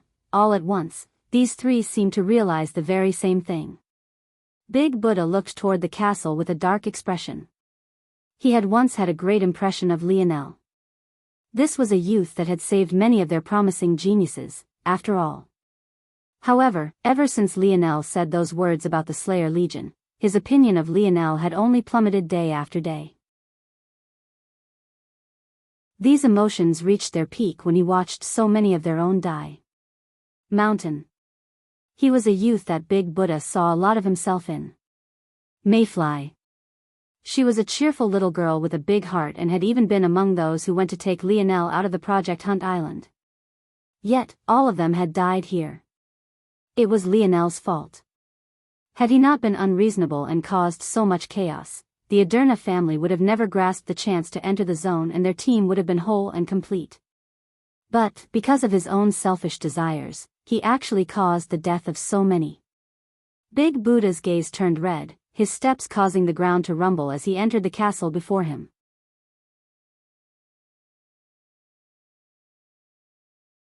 Chapter 295. Big Buddha frowned when he entered the castle. He immediately realized that there wasn't a single other soul. But, by his estimations, this didn't make sense. He most definitely wasn't the most powerful of those who had chosen to participate. By all rights, he logically shouldn't have been the first to reach this point. He suddenly felt like something was wrong. The cold stone beneath his feet, the eerie works of art that hung from the tall walls and windows, the knight statues decorated with immaculate armor. It all felt too quiet, too disconcerting. Little did Big Buddha know that there were several individuals feeling the exact way he did. They all stood in the very same hall Big Buddha did, staring at the same eerie walls, feeling the same stifling weight on their chests, but none of them sensed the other. It was as though they were on different planes of existence, viewing the same things from a completely different perspective. Lionel sat within the throne room, coldly watching these events. He was both surprised and disappointed to see Big Buddha taking part. Others might not be aware, but weren't they both here to complete the same mission? What did he gain by targeting him like this? Lionel sighed and shook his head. He looked off blankly into the distance for a moment. This world, why was it like this? Something faint budded within Lionel's heart, but he wasn't in the mood to grasp it. He simply wanted this to end.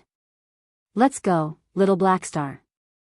Lionel took a step forward and was suddenly shrouded by shadows. Zilli was a demon lord ranked number 19. He could be considered to have made a name for himself a long time ago. He had a hook nose that seemed displaced from a large beaked bird and two sharp hawk-like eyes. What was most surprising about him, though, was the fact he was one of the rare bowmen who had chosen to take part in the trials. Zilli's steps were slow and silent. He crossed over one step at a time, leaving his body in a ready position to fire his knocked arrow in short notice. Just from his movement alone, Lionel could learn many things. It was clear that while Lionel's talent was several levels beyond his own, the one with more experience and training was clear at a single glance.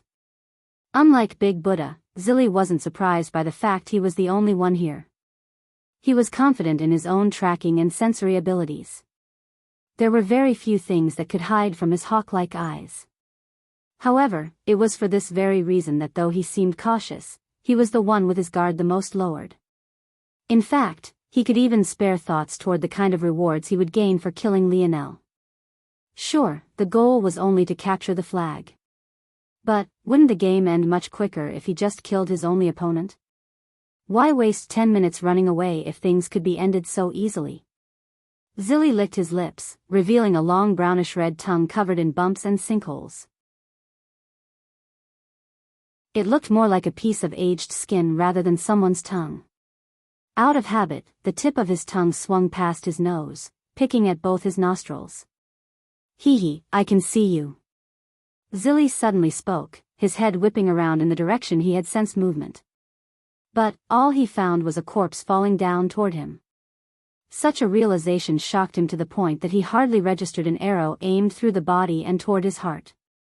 In the end, Zilli was still a veteran of the battlefield. While it was clever to use a body to cover an attack, it was also inevitable that said attack would be slowed after passing through such an obstacle. This gave Zilli plenty of time to react. The hawk-nosed demon dove out of the way of the corpse, rolling along the ground before propping himself up on a knee. Without even standing up, he was already prepared to fire an arrow. Unfortunately. Bang! The corpse exploded. A ran of metallic shrapnel barraged the number 19 demon lord. Zilli had focused his entire being on aiming his first shot. He had thought that Lionel's attack was finished the moment the corpse fell and didn't even bother to move away from it. Little did he know that the corpse that fell by his feet would be the true attack. An entire side of Zilli's face was bombarded by shrapnel, causing his already unpleasant features to become even more ghastly. Zilli's vision swam. He could already feel his consciousness slipping away as his body bled out. He never even got the chance to hit the ground when an arrow shot through his forehead. You couldn't have at least checked if I was dead first. Zilli died with grievances. Though he had been hurt by the initial strike, it hadn't been to the point of dying so soon. He was severely injured, but as a demon, he could have fought another round or two before his life truly slipped away. Who could have expected that Lionel wouldn't even speak a word before sealing his fate completely? Any thoughts he had of luring Lionel into a false sense of security before counter-attacking was completely disregarded as his eyes grew dull. At that moment, another demon was slowly exploring the castle, trying to find exactly where Lionel was hiding. His steps paused, his large body becoming frighteningly still. His nose tilted up into the air, a large pair of fiery red nostrils taking a deep breath. Blood, the demon's eyes narrowed. It could be said that Lionel's means were quite clever. Taking advantage of the fact his enemies didn't enter at the same time, He used a few illusions of the eyes and senses to separate them and deal with them one by one. He managed to isolate sight, hearing, and internal sight. However, he didn't manage to do so with scent. It wasn't necessarily Lionel's fault. A human wouldn't be able to pick up the scent of blood from so far away. In fact, not all demons had a strong sense of smell either. But it just so happened that Imred did.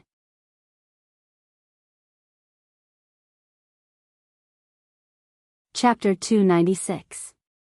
Lionel steadied his breathing. Not every battle had been as simple as the one against Zilly. Many were more cautious, and sometimes Lionel's plans didn't work out as perfectly as they did in his mind. But, regardless, Lionel had already gained 7 slaughter points. 5 of which came from demons and the remaining 2 of which were humans. Now, there were only 3 left, Big Buddha, Imred and Kralis. Lionel felt that there were more who had entered this trial, but it seemed that their senses hadn't been sharp enough to come to the castle. This was already the best result possible. Lionel didn't want to make it too obvious that he was here. If he did, those who were powerful would realize that it was a trap. In that case, it was best to miss out of luring everyone if it meant capturing all of the big fish. Lionel took a deep breath. Of the 3 that remained, the weakest is, Lionel sighed. He had been subconsciously putting off confronting Big Buddha. In truth, several of those he had already killed were more powerful than the large-bellied commander. Lionel knew that he was still too soft-hearted, even now. But there was nothing much he could do about his own disposition. All of his kills up to this point were strangers or those he hardly knew. Big Buddha could be considered to be the first person he would kill that he had once had a decent relationship with. Even thinking this, Lionel felt silly.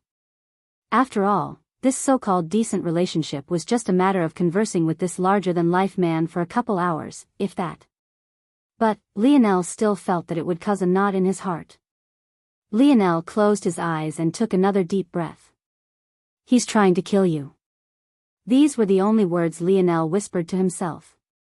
They were words no one else would ever hear, but he repeated them to himself again and again. Lionel's eyes remained closed for a long while as he calmed his heart. When they opened again, his calculating gaze had returned. "Get ready, little Black Star." Lionel sent his thoughts over to the little mink. After unlocking perfect union, doing such a thing wasn't an issue. Though the little mink in him couldn't communicate in the truest sense, it was possible for them to understand each other's intentions as though it was their own. In a way, their ability to understand one another was even better than if they used words, and it was also much quicker as well. Lionel shot forward, his steps exceptionally light. One of the benefits this trial had given him was an understanding of movement. Lionel had never really considered its importance before. Originally, he had been entirely focused on just improving his movement speed. The restrictions within the trial were so great that he felt stifled. After all, ever since he awakened his snowy star owl lineage factor, speed had become one of his strong points. However, after unlocking the skills within his physical roots, Lionel began to realize that movement was more complex than he once thought. It wasn't always strictly about straight-line speed. In many ways, agility was even more important than pure speed. It wasn't just about speed, but how he fused a myriad of changes to his movement. Lionel was a marksman. It could be said that this was the path he was by far the most talented in.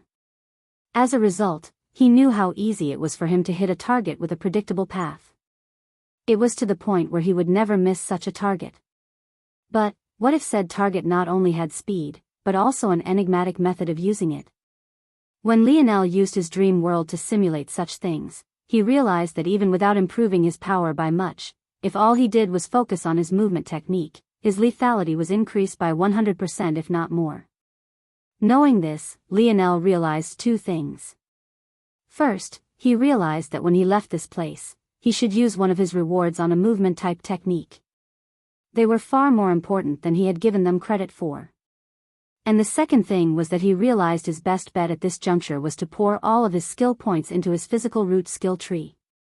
All 30-20 of his previous earned points had gone exactly there. Lionel streaked across the castle, appearing where Big Buddha was in a flash. As though to stop himself from hesitating, he didn't pause for a single moment. With a single motion, his palm flipped, causing a corpse he had kept within his spatial bracelet to launch toward the large man. Big Buddha had long since grown impatient. He had been looking everywhere for where Lionel might be, but had found nothing. In addition, it was obvious that Lionel was fine, or else the random event would have come to an end already. Yet, all this time, he hadn't heard anything. He couldn't help but grow anxious. It was at the moment he was thinking of backtracking and leaving the castle entirely that he suddenly realized the same thing Zilly had just moments later. A corpse was coming toward him. Big Buddha's eyes widened. However, he managed to react reflexively. His palms were suddenly coated by a massive energy. In the blink of an eye, that energy seeped into his flesh, expanding the size of his hands until they rivaled his massive body in size. On the surface, his ability seemed somewhat comical. But, in practice, it carried a devastating power. Big Buddha slammed a palm forward, not holding back in the slightest. Bang! A shower of shrapnel assaulted Big Buddha. However, his palms were so large that his attack acted as a defense at the same time. Though bits of hard metal sank into his palm, a strong reflective energy blasted them away before he could suffer any real injury. Lionel! Big Buddha roared. He was completely enraged to the point of being irrational. He seemed to have completely forgotten that he had come here to kill Lionel. However, Lionel had already set his mind to the task. There was no way he would allow Big Buddha the time to rest, nor would he allow himself the time to hesitate and regret his actions. Aina had told him once before, to be kind to your enemies was to be unkind to yourself.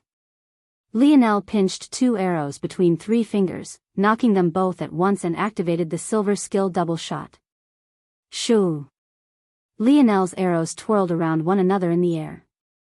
At first, their spiral seemed separate.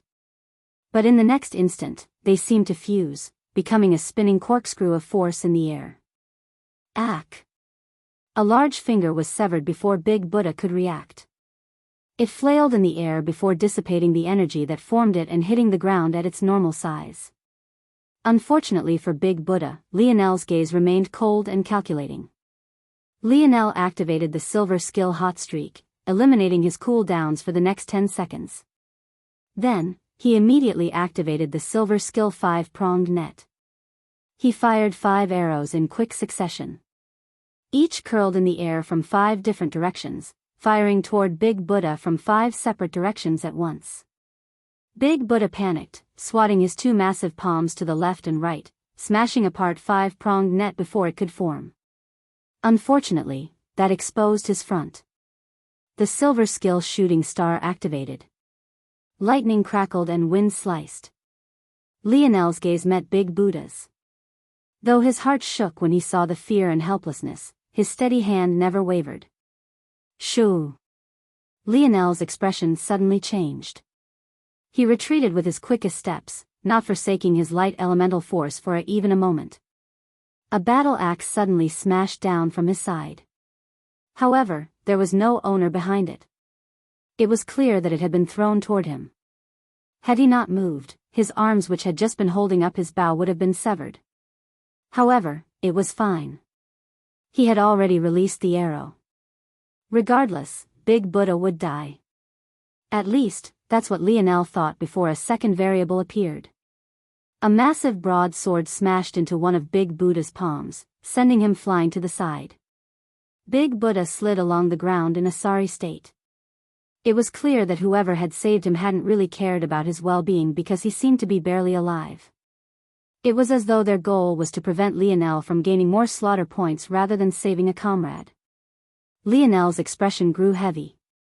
He recognized those 2 weapons. Umred and Kralis had managed to see through his maze of spells.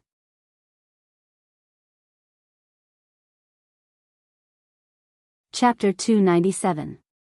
Lionel didn't have time to think about why it was that these 2 demons managed to find him.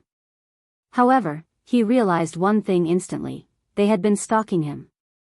Before Lionel made the choice to target anyone, he first checked in on where everyone was. If they were too close to one another, he wouldn't even take the risk of attacking. All of the spells he had written could be walked directly through, there were no physical obstructions. As a result, crossing over from one region to another was not only easy, but seamless. This was how Lionel managed to maintain the illusion that his enemies were always alone. If there were physical obstructions, it would become too obvious, too quickly that he was interfering with their senses. Once that happened, everything would be exposed. This was all to say that the last time Lionel checked on these pair of demon lords, they were several hundred meters away. Lionel was certain that he could kill Big Buddha in time. The only explanation for how they both made it here so coincidentally was that they were lurking and waiting for him to enter battle so that they could counter. Hot streak is still active. Lionel's mind spun quickly. Since he dared to do this, how could he not have contingency plans? He just needed an opportunity to use them. Little Black Star. Lionel activated the silver skill double shot again. This time, he aimed for Kralis. He didn't really have any other choice. Since Umred had thrown over his axe, it meant that he was still a small distance away. Lionel didn't even bother to send his senses over to lock onto him, he only needed to deal with the problem in front of him. Kralis blocked the corkscrewing arrows with the flat of his massive broadsword, sliding back beneath the strength of the impact. Unfortunately for him, due to having to save Big Buddha, he was outside his own attack range. But, all he had to do was hold on. Not only was Umred on his way, but he knew that Lionel couldn't quick fire at this rate indefinitely. This was definitely the skill hot streak, it would last at most 10 seconds. Lionel unleashed a barrage of arrows. All of them were simple normal single shots, however they were all reinforced, crackling with strong amounts of lightning. As he did so, he explosively retreated, not allowing Umred to surround him. It's done. Kralis shot forward, his broad sword trailing behind him like the tail of a flying kite. His black scales shimmered beneath the low light of the castle, bouncing off his body like droplets of water. His speed was unbelievably fast. Lionel couldn't help but wonder again how it was that Kralis and Umred weren't among the two who gained perfect evaluations for the first trial. But, whatever the reason was, the pressure they could place on Lionel now after benefiting greatly from the second and third trial was enough to make his hair stand on end. Lionel's expression changed once more. Another sharp wind assaulted his back. Lionel didn't need to turn back to know that it was Umred's second battle axe. Lionel couldn't help but be shocked. Umred had actually thrown both of his weapons? With a firm plant, Lionel dove to one side. I timed it perfectly. Lionel's gaze narrowed. Lionel thought that Kralis would be obstructed by Umred's throw, allowing him a chance to slip away. However, a fleeting thought crossed his mind that made his expression change once again. He was certain that he had retreated in the opposite direction of where Umred's initial axe came from. So, how had another axe suddenly come from his back? Now that Lionel thought about it, he initially gave up on locking onto Umred with his internal sight because he couldn't immediately find him. Though his maze of spells was very helpful in separating his enemies and allowing him to deal with them one at a time, it also hindered himself. In order to circumvent this problem, Lionel used visual arrays that could project the happenings to him, that way he could maintain control of the entire situation. But Lionel clenched his jaw. Visual arrays are easily fooled. Lionel felt that he had stepped into a pile of shit. Who said demons couldn't use their heads? All of these thoughts flashed by Lionel's mind in a split second. He still had one advantage in all of this. His thinking speed was so quick that he saw through the plan of the pair of demon lords before it was even revealed. The more information he had and the earlier he got it, the faster he could make adjustments. In that instant, the axe veered off course, curling around Kralis as though it had autonomy of its own. That's the silver special skill weapon control. Lionel understood what happened now. Umred had used weapon control to fake the direction he was truly in, essentially blocking off a lane of retreat for Lionel while leading him to where he really was. However, the real plan wasn't to hit him with this second axe, but to make him think that Kralis would be stalled, thus giving them time to pincer him. Umred banked on him being confused for just long enough not to realize that he was using weapon control, thus causing him to make an error in judgment. However, Lionel was ready. Rather than trying to escape like the two expected, Lionel fired an arrow from a single knee, aiming right for Carlos' head. The number 4 demon lord was stunned, not expecting Lionel to make such a choice. He had been preparing an attack to catch Lionel off guard this whole time. How could he also defend at the same time? Without an option, Carlos twisted his body, dodging to one side. However, it wasn't enough. Lionel was too close and his arrows were simply too fast. Shoo! Pchoo! An arrow ripped through Carlos' black scales, tearing into his collarbone and just barely missing Carlos' throat. In that instant, Lionel took the chance to explosively retreat once again, avoiding Umred's pincer. Lionel took deep breaths, his bow primed and his arrow nocked. Beads of sweat fell from his brow as he watched Umred's battle axes float toward empty space. In the next moment, a large 3-meter-tall crimson demon with savage horns stepped out, crossing a spell wall Lionel had put up to appear.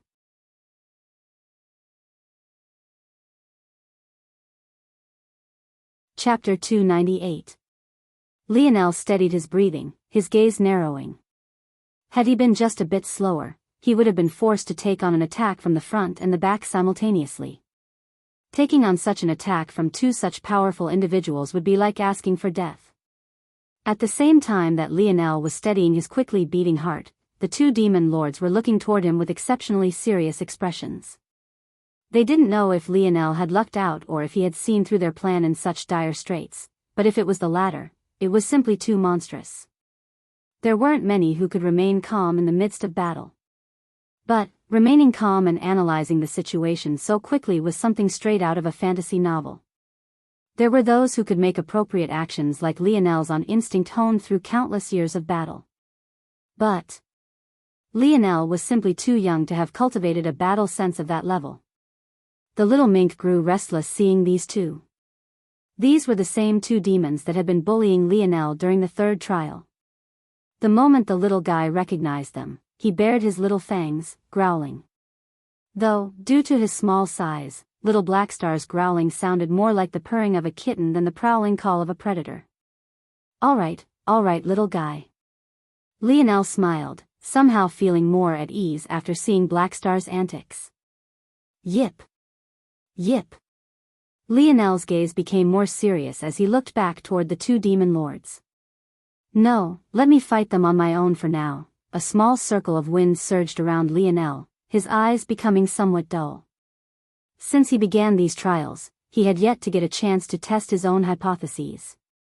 He originally wanted to see if it was feasible to use his dreamscape in place of his battle sense. What better opportunity was there than now? As his gaze became dull, the entire battlefield was projected into his dream world. A replica of himself stood, as did one of both Umred and Kralis. Everything before him was broken down into numbers and percentages. They flickered by his eyes like the words on a screen, his mind becoming faster and faster with each passing moment. The two demon lords suddenly felt their hair stand on end. They felt an overwhelming sense of danger for a moment, but they had no idea where it was coming from. Did this boy get help? But that was impossible. This was a trial set up by Merlin himself.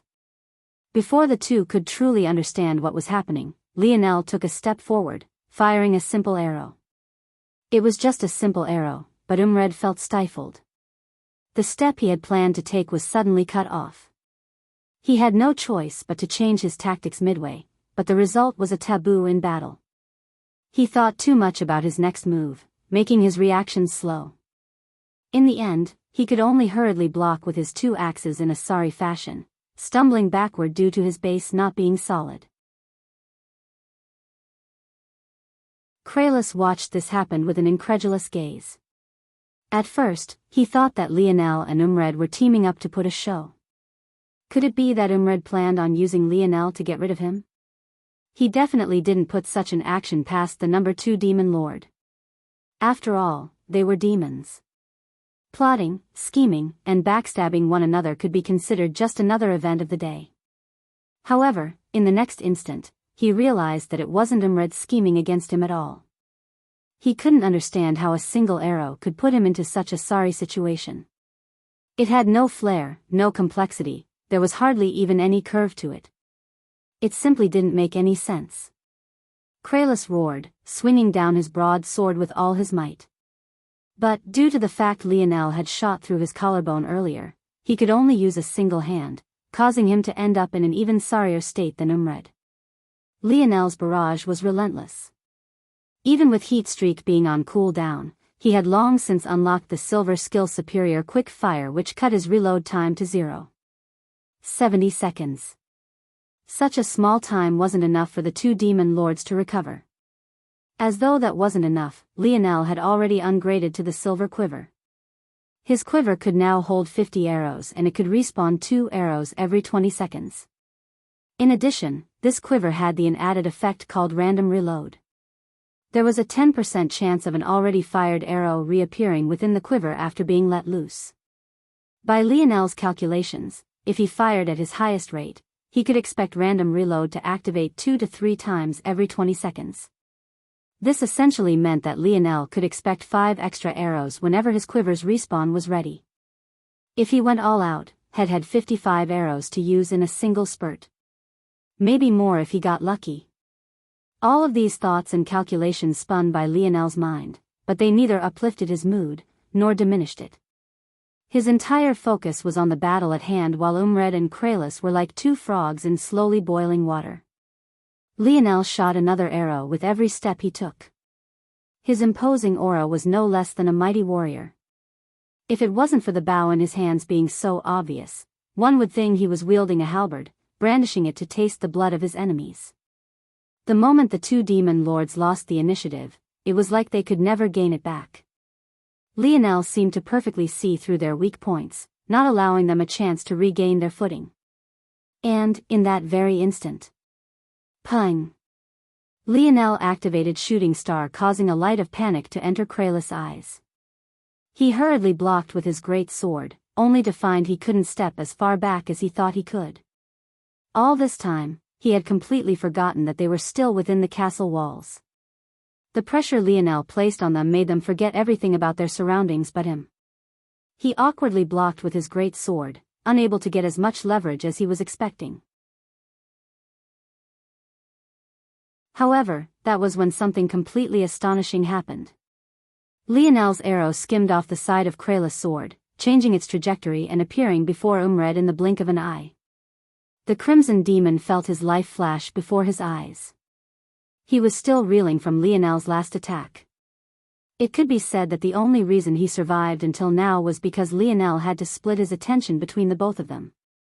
How could he possibly challenge 2 attacks at once? He hurriedly tried to block with his 2 axes, but it was to no avail. He had never regretted choosing 2 such heavy weapons in his life. It had always been his pride and joy. But now he definitely regretted it. Pchoo!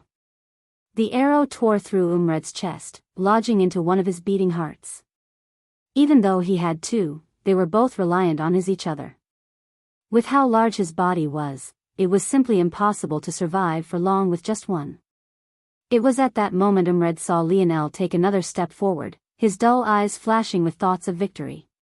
It can't be, he predicted this. Monster, a crimson demon with the horns of a devil calling another a monster. It was truly a great irony, but that was when the second unexpected thing of the battle occurred. Lionel suddenly stopped. Not only were Umred and Kralis confused, but even Lionel himself seemed to be confused as well. It was only after his dull eyes slowly regained their clarity that things began to make sense. Lionel's expressionless visage became flushed. Sweat began pouring down from his brow and his steady breathing became heavy. His muscles twitched uncontrollably as though they had been overdraft, his mind and thoughts feeling languid and slow. Shit, Lionel had never expected for such a thing to happen. He had calculated everything, but he hadn't considered the possibility of his soul force running dry. All this time he had never had to worry about such a thing. Even when he was casting 3-star Magus arts, it was child's play to him. How could he account for such a thing? He never thought that his greatest strength would actually fail him at such a crucial moment. The sound of clapping entered Lionel's ears at that very moment. Without the support of his soul force, his spell maze was severely weakened and collapsed in the next instant, allowing sounds he couldn't previously hear to reach him. Lionel's expression had already flushed and then paled beneath his fatigue, but it only got worse when he saw that the one clapping was Lamorak. Unknowingly, the battle within the castle had begun to inch outside. It was clear that the two demon lords had been doing their best to run. Lionel had already long seen through this, but he had also calculated that he would be able to kill them before they could leave the range of his spell maze and alert those who hadn't entered the castle. What he didn't expect was for Lamorak to be waiting outside the large doors of the castle. And, not only was he waiting, but he had also gathered up a dozen men who had entered this capture the flag game with them.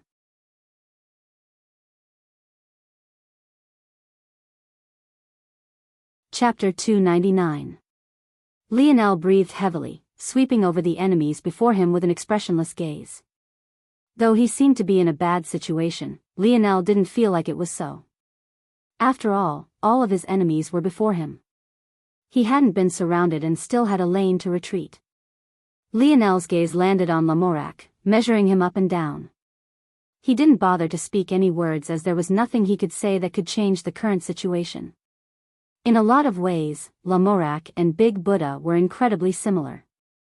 They were both die-hard supporters of their own individual ideals, one for the Slayer Legion and the other for Camelot. To them, the moment Lionel challenged their bottom lines, he was already deemed to be an enemy of theirs. To people like them, things were only in black and white. And, even if they were aware that there might be a region of gray, they would rather stamp any instances of it to protect themselves from having to challenge their own ideals. Lionel didn't feel like wasting his breath on people like this. Lamorak was already willing to go all out to kill him. But, the moment he saw the little mink in action, he felt as though all of his previous preconceptions were validated. This only made his fervor all the more great. Lamorak would never consider what he would have done had the little mink not been on Lionel's side. He was simply a hypocrite, the kind of person who only sought to confirm their own biases while ignoring all else. If Lamorak was any sort of objective, he would be considering why it was that a young man who could wield the light element would choose to side with a dark elemental creature. Logically, things shouldn't be as simple as they seem. But, would such a fanatic consider such a thing? And, even if they did, how seriously would they take it? Seeing Lionel's lack of a response to his grand entrance, Lamorak could only admit within his heart that he felt somewhat stifled. Surround him. Lionel shot backward, completely ignoring the advantage he had over the two demon lords. What good were slaughter points to the dead? In fact, Lionel had learned during the third round that slaughter points could be stolen upon death. He had no desire for his hard work to benefit someone else, and held even less of a desire to die. Unfortunately, just because he willed it to be so, didn't mean that his body would function as he wanted. He was in a state of complete exhaustion, causing his body to be sluggish and uncoordinated. The good news was that it was only his soul force that was completely drained. The force within his body was still ample and could be slowly converted into soul force given enough time after being purified by the 2 stars of his 2-star constitution.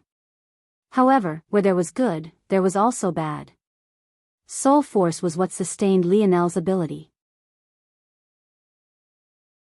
Without it, his calculative abilities took a massive dip, his dreamscape became useless and his internal strength couldn't be used to monitor his surroundings. In addition, soul force also represented the focus of the mind even outside the use of Lionel's ability. Without it, his judgment and reflexes were impaired. Before, Lionel's coordination and reflexes used to be strengths of his stats, but now, they had plummeted by more than half each. Lionel nocked an arrow and fired, hoping to maintain the distance between him and his pursuers. He still had several contingency plans to use, he just had to make it to them. But, he was completely astonished by what happened next. His arrow shot through the whistling wind, appearing before a charging human of Camelot in an instant. The young man in knight's armor froze, his body trembling as though he saw his life flash before his eyes. However, the sharp pain he had expected never appeared. Not only was he stunned, but Lionel was even more so.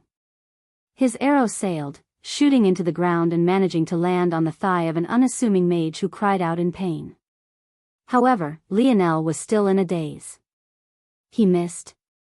He never missed. Outside of the time Lionel took to get used to the recoil of 15th century guns within the Mayan tomb zone, he couldn't remember the last time he missed. Even during his career as a quarterback, unless it was a hit impeding his throwing motion. He had never missed his target. It was such a shock to Lionel that he almost paused his steps, not believing what he was seeing. It was at that moment Lionel realized that the drain of his spirit pressure affected far more than he thought it had. This is bad. Lionel was the only one who realized just how bad his situation was. Others thought it was simply normal if a bowman missed once in a while, not to mention the fact that Lionel's arrow had still technically hit a target. But Lionel knew that if he stayed here for any longer, his situation would turn dire soon. Mages! Lamorak coldly commanded. Lamorak had waited here all this time. How could he not be aware of Lionel's potential escape route? He might have been more powerful than Lionel, but his main occupation was as a general. The importance of a general star to Camelot just might be greater than a 3-star magus, despite the fact there was more of the former than the latter. However, one had to know that just because one had awakened a general star didn't necessarily mean theirs was at the highest level, nor did it mean it was necessarily serviceable, even. It could only be said that Lamorak's was far beyond a normal level. A volley of arrow spells shots into the skies, falling toward Lionel like a rain of meteors. Arrows of earth, fire, wind and water. It felt as though all the elements of the world were converging onto a single man. The surge of force was so great the front wall of the castle collapsed, widening the doorway until it was dozens of meters across. Little Black Star. Lionel grit his teeth. He knew this move took a lot out of the little guy, but he had no choice. Most of the spells he had prepared in advance had collapsed after his soul force ran out. And obviously, he had no ability to cast any more. The little mink stood on his 4 little paws, latching onto Lionel's hair. He growled, his hair standing on end until he seemed to double in size. Just when Lionel was about to be completely overwhelmed, his body was suddenly covered by a thin layer of black fog. Shoo! The violent fluctuations of magic shot through him completely, shattering the ground beneath him and leaving the ground of the castle in shambles.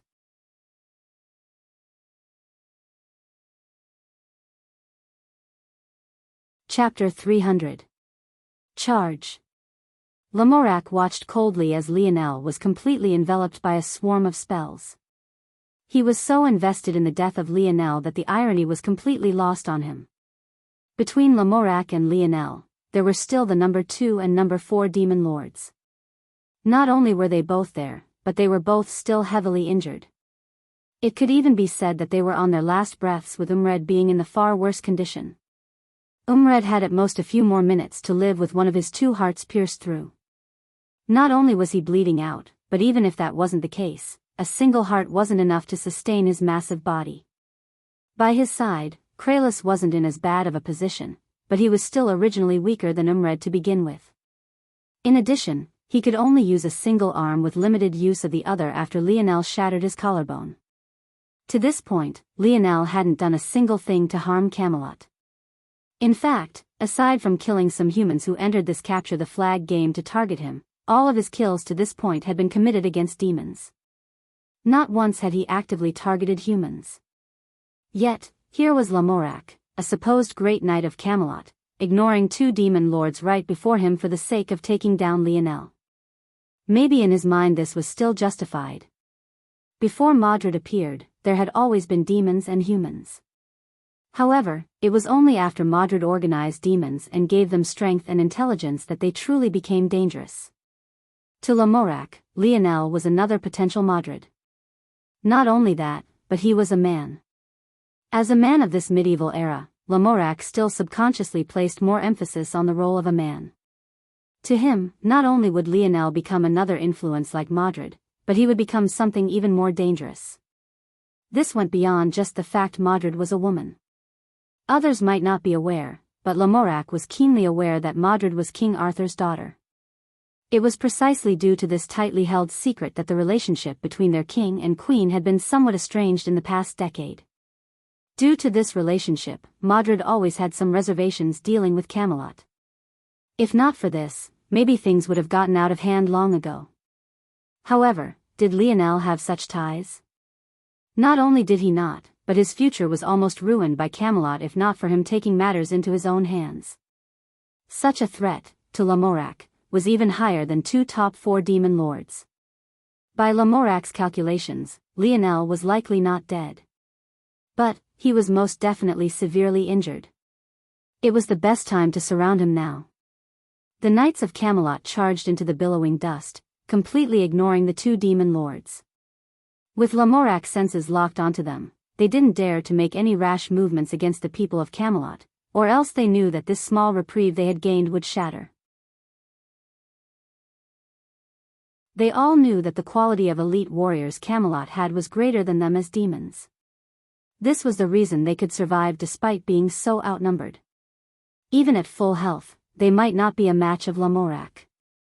However, exactly what no one expected to happen occurred at that moment. Streaks of darkness shot out from the cloud of dust. Though they were faster than most eyes could follow, they came in sets of 3s as though a creature of the darkness had torn space apart with their claws. The front line of knights completely collapsed. Those who didn't die had their armor collapse and their bones broken. Those that were more unlucky were torn in half, their bodies erupting into a rain of blood and gore. At that moment, Lionel shot out from the back of the crater, using it as cover to escape as quickly as he could. The little mink no longer had the strength to cling to his neck or his hair. Lionel could only hold the little one in his arms, careful not to harm its fragile little body.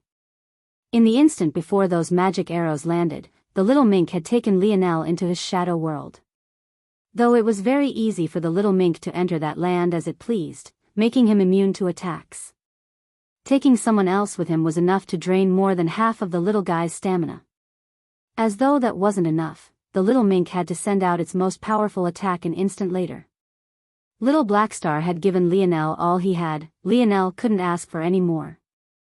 This was the most important reason Lionel had been hesitant to use the little guy to now. Blackstar was still an infant. Not only were his actions quite childish, but his stamina was still lacking. Lionel felt terrible even asking this much of the little guy. Lionel ran with all he had, charging out and putting distance between him and the others. He couldn't use his light elemental force at the moment. Unfortunately, he learned another important use of his soul force in that moment. The embryo of Lionel's light elemental force was within his ethereal glabella. In order to communicate with it, he relied on a basal amount of soul force. Without soul force, he couldn't communicate with it and thus couldn't use his force-strengthening deviations. Lamorak's expression changed. Was that a final attack on his last legs? From his vantage point, Lamorak couldn't see Lionel through the cloud of dust. To make matters worse, since he had used his senses to lock onto the 2 demon lords so that they couldn't act, he hadn't spared any internal sight toward Lionel. By the time he clenched his jaw and removed a strand of his senses to look toward Lionel, he realized that there was actually nothing in the crater.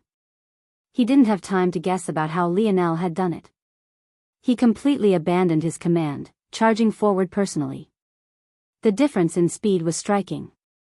Lionel might have his normal force, but with his coordination lacking, his speed suffered a 10% drop. In addition, without his light elemental force, he didn't have access to his usual speed either, making matters even worse. Under normal circumstances, Lamorak wasn't a match for Lionel in speed at his current peak. But now, Lamorak shrouded his forward path with his senses, searching for Lionel. Without his soul force, Lionel had no ability to hide himself from detection. It took no more than a few seconds for his position to be locked onto. Lionel continued to charge as though he didn't realize he had been found. I can make it. At this current speed it should take, Lionel furiously shook his head. Without his ability, he couldn't even finish calculations that used to be as easy as breathing for him. Lionel began to wonder if his ability had become a crutch. Lionel grit his teeth. He didn't have the mind space to waste for errant thoughts. He had only one goal, to make it to his destination. As long as he did, he could ride out the rest of his trial. While his other spells had dissipated, there was one that hadn't. Teleportation arrays were magic art specially designed to be autonomous from their creator's soul force. If not for this, how could Camelot rely on them for transport? This was Lionel's last and final contingency plan. He just had to make it. Boy! Accept the punishment for your crimes. Lamorac's roar felt as though it was just over Lionel's shoulder. Had Lionel still been able to use his internal sight, he would realize that Lamorac was less than 200 meters away. With their speed, such a distance could be covered in barely 10 seconds, if that. Lionel couldn't afford to pause. "I'm close, I'm close."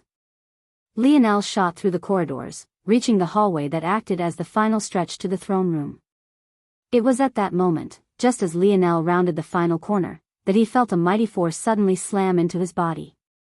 The air was completely knocked out of him. He felt his bones quake and his inner organs tremble. With the sturdiness of his body after awakening his metal synergy lineage factor, it wasn't enough to severely injure him. But, in his current weakened state, it was enough to send him flying backward, skidding along the ground and toward the one enemy he was running with his everything from. He only barely had time to protect the fragile little mink in his arms. Lionel couldn't use his internal sight. But, he vaguely saw a massive palm through his swimming vision. And, behind the massive, larger-than-life palm was, a severely injured big Buddha.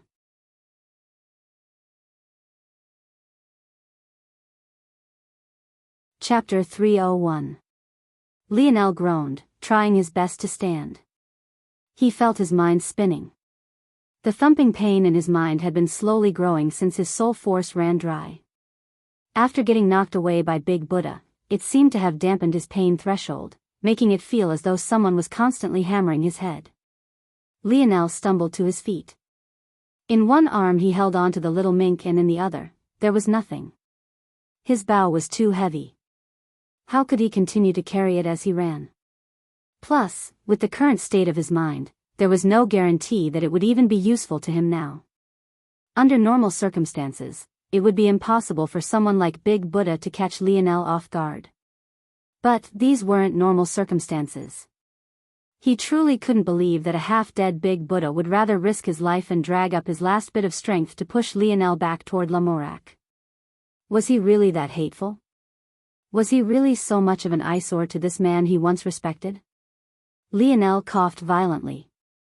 Luckily, no blood came out. But, his body felt uncomfortable all over and no place felt more so than his heart. He was caught between shock, despair and rage. The emotion swelled up within his chest to the point it felt his torso might burst at any moment.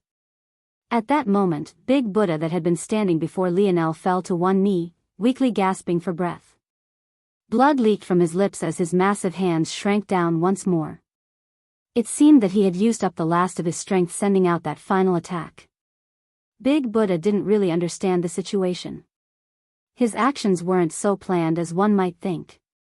He only barely managed to lock onto Lionel with his senses and decided to launch a counter-attack with everything he had left. Of course, he could vaguely tell that Lionel was running from something.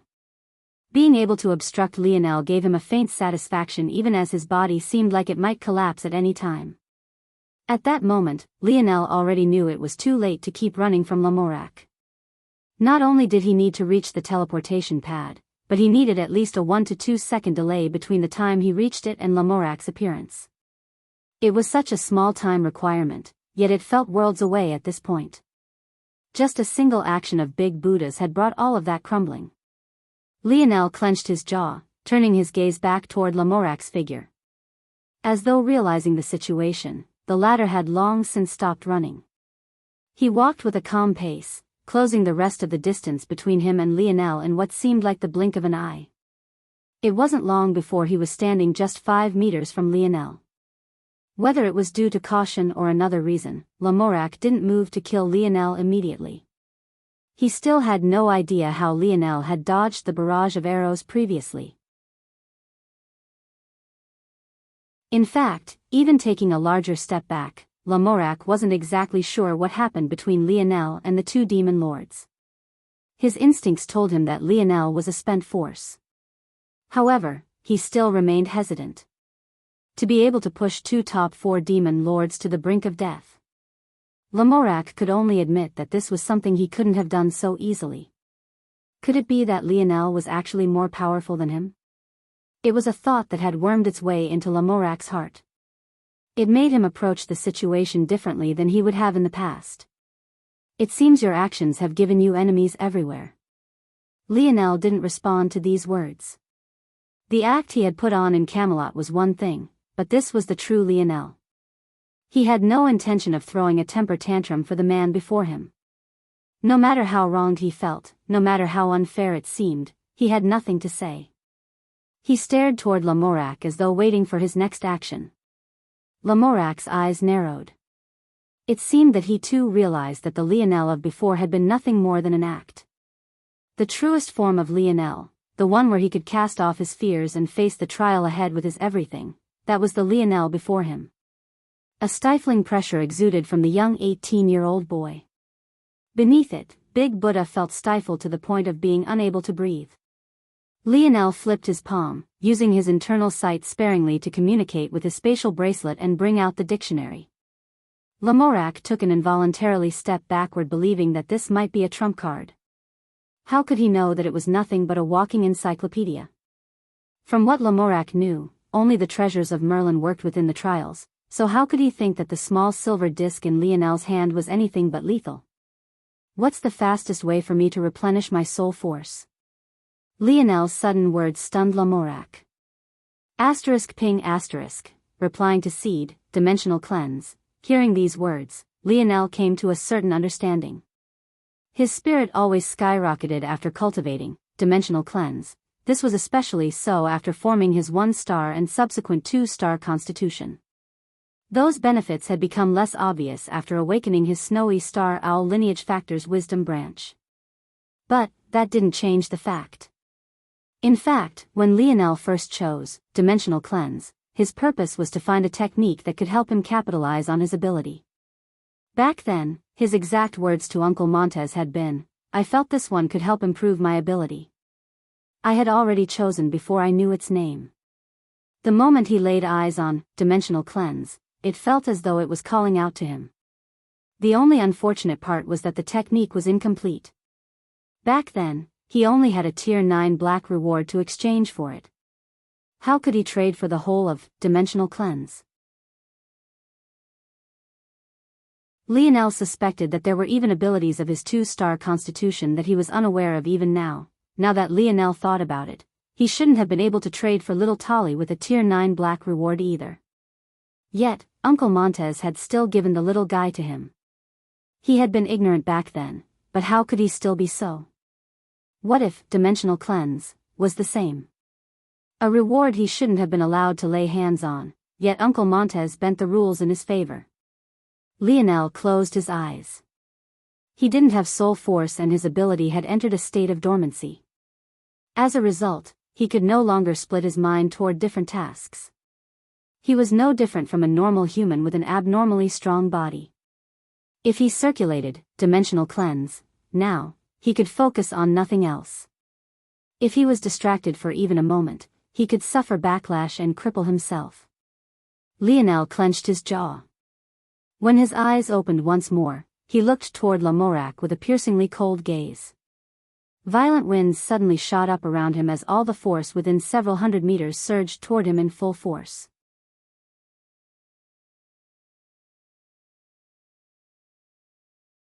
Chapter 302. Lamorak's expression changed. He didn't know what soul force was, it was a completely foreign concept to him. He had no idea that what Lionel called soul force was the very same spirit pressure he had known all his life. This had been deliberate on Lionel's part. Without understanding what was going on, Lamorak only became more hesitant, allowing Lionel a few extra precious seconds. To the current Lionel, every single one of these moments mattered. Still, it was just for a few seconds. Lamorak wasn't a fool. He knew whatever was happening now would inevitably help Lionel even if he didn't know what soul force was. If he kept hesitating because of the unknown, the role of predator and prey might flip right before his eyes. Ultimately, he was a veteran general of countless battles. The one thing he didn't lack was decisiveness. Without hesitation, a fiery red and dense force shot up around him like flickering flames. He reached toward his back, pulling a massive, blunt and cylindrical mace from its holster before shooting toward Lionel. He put his everything into this strike, not holding back in the slightest. He put so much power into his attack that the sturdy polearm of the mace bent into an elegant arc, whistling through the air with an opposingly grating sound. Bang! Lamorak was stunned. This time, it wasn't because he missed or that Lionel managed to find a way to evade. Lionel hadn't moved a single inch. His brow didn't twitch, his fingers didn't tremble, his cold eyes didn't waver even as the mace smashed into his body, sending him flying into the sturdy walls of Camelot's castle. Lamorak couldn't help but watch on with a speechless expression. What just happened? Was Lionel suicidal? He knew himself just how much strength he had put into that strike. It was more powerful than any attack he had used against Lionel during their first battle. Back then, Lionel couldn't even take on a casual strike of his. That alone had been enough to fracture Lionel's bones. In truth, Lamorak had been stunned even back then. After all, a normal person would have been blasted into a cloud of gore after one of his strikes, let alone the fact Lionel hadn't been wearing any armor. However, that was all. Besides being somewhat stunned, it wasn't enough for him to lose his mind. This time, Lionel was also not wearing any armor. How could he possibly survive? Lamorak sighed a breath of relief. It was finally over. Just when Lamorak wanted to relax completely, he suddenly realized that the violent surge of internal strength was still spiraling. In fact, now that he wasn't panicking, he was stunned by just how much there was. It couldn't be that Lionel was trying to meditate. Wait, no, how could a single person's meditation cause such a thing? Lamorak looked toward Lionel, who had cracked apart the walls of the castle. A spider web of shattered stone hung around him. But those cold eyes were still there. His gaze never left Lamorak. They didn't flicker with pain or anguish. They remained completely emotionless as force continued to seep into his body. The force entered his ethereal glabella, causing the two stars within his ethereal glabella to begin to slowly spin once more. It was so slow that it was difficult to tell that they were moving at all. At this pace, it would take several days just to complete a single rotation.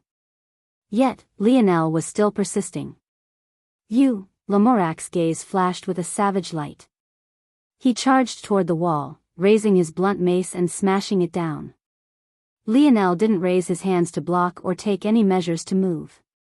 In fact, the only reason he was staring down Lamorak wasn't in some act of overly confident display of force while he, himself was in a sorry situation. Lionel was only human. No matter how much he willed it, it was impossible to ignore a momentary spike in pain as though he was made of iron. His only choice was to pause his circulation of dimensional cleanse right before Lamorak hit him. Only like this could he ensure he didn't suffer any backlash. However, without internal sight, he could only rely on his eyes to monitor Lamorak's movements. He had no choice but to do this even if Lamorak saw it as a form of defiance. Unfortunately, that was exactly how Lamorak saw it. Every time he put his everything into a strike, he would find Lionel's gaze looking back at him as though nothing had happened. Bang! Bang! Bang! The bones and flesh across Lionel's body shattered, splintered, and bled. If it wasn't because he reached the standard state, allowing his current body to match the weak state when his runes were activated, he would have long since been beaten into a meat patty. Lionel was truly barely holding on. Being forced to pause his technique at the instant Lamorak hit him only made everything worse. An already slow process only became slower. His two stars were slowly picking up speed, but with the pain racking his body, it felt to Lionel as though the time would never come. Lamorak's gaze was completely bloodshot. He reached forward, picking up Lionel by his throat. His arm bulged, slowly squeezing the life out of Lionel. Even as his face turned red, Lionel continued to stare at Lamorak. From this close, Lamorak felt as though a winter storm was brewing around him, causing goosebumps to run up his tanned skin. Lionel couldn't have been in a sorrier state. His limbs were bent into awkward angles, his chest had bloomed into an open cavity of shattered bone and organs as though a crimson rose, and his blood dropped to the floor like a savage rain. He had never been in such pain in his life. What held him together wasn't a deep sense of pride or responsibility, but simply the will to live. The shame of giving up on his own life still weighed heavily on his soul. Whether consciously or subconsciously, he refused to feel that same shame again. Yet, his gaze made Lamorak feel as though he was the one suffering such severe wounds. Maybe the only good things about Lamorak's crazed gaze was that he didn't have the presence of mind to turn any of his rage toward the little mink Lionel had tossed away to a far-off corner.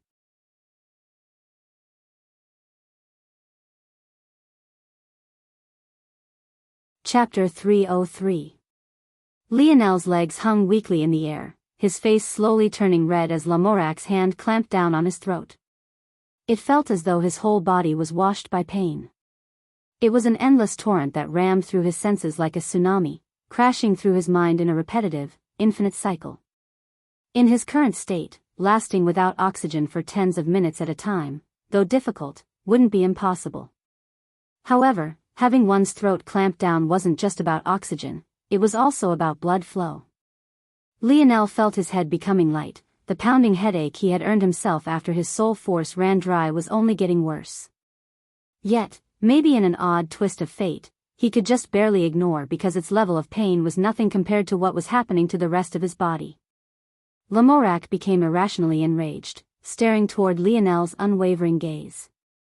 Whether it was consciously or subconsciously, he felt as though all of his actions were being judged. It was impossible to tell whether he knew he was in the wrong, but all that was important was that he didn't like having to question himself in this way. A roar escaped his lips as he slammed Lionel into the already cracked walls. The result was Lionel's already slipping consciousness swirling once more. Lionel found it difficult to tell which way was up and which way was down. The whole world seemed to swim. He only barely managed to hold on to two thoughts. One was the circulation method of dimensional cleanse, and the second was the start and stop timing of this circulation. He knew it was the only way for him to survive. He just needed his soul force to recover. It seemed so close and yet so far at the same time. At some point, the pain began to numb his body. But, was this a good thing? Pain was a sign of life, so what was numbness a sign of? Lionel clenched his jaw, weathering the storm of Lamorak's rage. Just a little more, just a little more. Lamorak's grip tightened around Lionel's throat even more as though trying to twist his head off. However, he found his actions no different from trying to squeeze a thick metal pole. When he looked at Lionel's body, though his flesh was beaten and battered, along with his bones being broken in several places, it all seemed far too shallow for the punishment the Grand Knight had inflicted onto him. Any other person would have been beaten into a pile of mush by now, but why was Lionel still in one piece? Why was his neck so sturdy? Was he really made out of metal? The more Lamorak thought, the more panicked he became. He had never run across something like this in his lifetime. To have someone allow him to go all out to kill them, yet to actually be unable to do so even after so much time had passed, the more blows Lamorak landed, the more his panic set in and fused with his rage. He felt as though the longer this went on, the more dangerous his situation became. Die. Die. Die. Lamorak completely lost his composure. The calm knight of the Round Table had somehow become a madman. It felt to him that as long as he could kill Lionel, then it would all be justified. Those judgmental eyes, he didn't want to see them anymore. He didn't want to have to face the consequences of his own choices. It was quite an ironic turn of events. When Lamorak first met Lionel, it was the latter who had lost his mind. Lionel had reacted inappropriately to the situation due to something influencing his mind. Maybe had he not reacted that way, things might have traveled down a different path. And now, it was Lamorak who had lost his cool. Lionel didn't know how much pressure Lamorak had been under in these past few months. It was his suggestion that turned Camelot against Lionel. Though it didn't seem like it on the surface, this affected the trust between him and King Arthur. Of course, when one was having internal struggles, they had to show a united front to others. But, internally, the struggles would continue. Lamorak could tell that the trust between him and King Arthur had broken. The man he had sworn to follow his whole life no longer looked at him the same. Not only had he alienated such a talent, but he had also been the one monitoring Lionel during his escape. He had to fix it. If he couldn't kill Lionel, he would never be able to. Ack! Lamorak dragged Lionel's face across the stone walls, throwing him with all his might. Big Buddha watched as Lionel's body fell like a rag doll beside him. A light, satisfied chuckle left his lips along with a steady drizzle of blood. He couldn't even lift a finger to kill Lionel even though he was right before him. Judging by Lamorak's struggles, even if he was in peak condition, killing Lionel would be too difficult. That said, that didn't change the delight he felt. For him, dying for the Slayer Legion cause was only natural. He had prepared himself to die for the Slayer Legion long ago. Taking down a future enemy of their rebel army before his own death made everything worth it. He had something to raise his head and be proud about. "This is what you deserve," Big Buddha wheezed out with the last of his strength. Even though his kneeling position wasn't much different from Lionel who lay on the ground, he still stood above, loftily casting judgment he believed the latter deserved. At that moment, Lamorak had rushed over, raising his blunt mace above his head. A fiery chi shot around him, rising around his body and piercing toward the ceiling above. Bang! Lamorak didn't pause, not even sparing a glance toward Big Buddha who had gotten sent flying beneath the air pressure of his strike. He rose his mace again, swinging down with all his might. Bang! Ha ha ha ha! Big Buddha slid down the wall he smashed against, his laughter resounding through the halls of the castle. Yes, it was all worth it. All of it was worth it. Bang! Lionel's body was like a small boat in a raging storm. The only thing he clung onto was shame. It wasn't a shame he felt now, but rather one from months ago. Not again, never again. Even if he died here, it wouldn't be due to lack of trying. Clang! Clang! Clang! The surging winds around his black-chained spear grew more resounding. They had already shifted violently beneath his choice during the first elimination round. But now, it was even more active as though trying to make its presence known. Bang! Lamorak's chest heaved. He had been giving it his everything. He had never regretted choosing a blunt weapon in his life. Yet, for maybe the first time he was. If only he had a sword, an axe, a blade of any sort. Would he be in this situation now? It was quite ironic, just moments before, wasn't Umred lamenting his choice of weapon too? Maybe. Just maybe, it had nothing to do with the weapon at all. Lamorak roared, his muscles bulging as he raised his blunt mace with two hands, his aura towering. From below, Lionel looked on, his blood having fused with the cracked ground around him. No matter what happened, he seemed to stare toward Lamorak endlessly. He didn't say a word. His lips were splintered and cracked, yet he held them sealed. The slow rotation of his two stars had become much faster. As though pulling at chains that had held them down, the rotation only increased with each passing moment. Bang!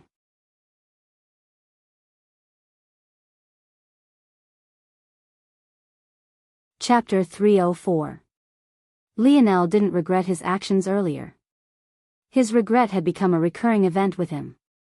He would make a mistake, acknowledge it, then move on. Over time, he wouldn't make the same mistake again, but that wouldn't stop him from making more and continuing to regret them. For all intents and purposes, this was another mistake. Lionel didn't consider the fact his soul force could ever run out. This was only natural. He had become so used to using his soul force with impunity, he didn't even think reaching his limit was possible. It seemed impossible to him. After all, he had a mind with the capacity of a fifth-dimensional entity even if he was lacking in the power. Running out of strength while battling within the third dimension would seem ridiculous to anyone. However, this was the reality before Lionel, yet, he didn't regret it. In fact, it was something that filled his heart with anticipation and fervor. The power his dreamscape battle sensibility gave him was something he could have never imagined. He toyed with the lives of 2 demon lords. Even if it was Lamorak before him, he would have been able to force the Knight of the Round Table into a corner as well. Lionel was certain of this. It was a power he created himself. It wasn't something he was born with like his metal synergy or his spear domain lineage factor. He had built it with his own 2 hands. There was something about this that filled him with pride. He had earned it. It was his. Whatever consequences might come with it, he would take. And why not? It was his. Maybe the reason Lionel felt this way was because these emotions were in such sharp contrast to his shame. These thoughts had been floating within Lionel's mind for so long already. How many times had he been lucky to survive? Lionel still remembered the conversation he had had with Roaring Black Lion within the Hive Cave. He might have had very few interactions with Roaring Black Lion, but that one in particular resonated with Lionel. The new world older seemed to make the pains of the past worse. The bad of human nature seemed to have been peeled back like a festering wound, open to being damaged more and more with every passing moment. Lionel realized how lucky he was to be in his position. Whether it be the talent passed down to him by his parents or the odd twists of fate that had allowed him to keep his life until now. His dreamscape battle sense was one of the first things that wasn't just luck. Sure, his ability was gifted to him, but how he used it was built with his own hands. That budding feeling within his chest seemed to grow. With every strike Lamorak landed on him, these thoughts only reaffirmed themselves. This pain that he was suffering now? Was it worth it? Bang! Was it still worth it now? Bang! How about now? Were you still proud? Did you still hold your head high? Are you not willing to beg for mercy yet? Bang!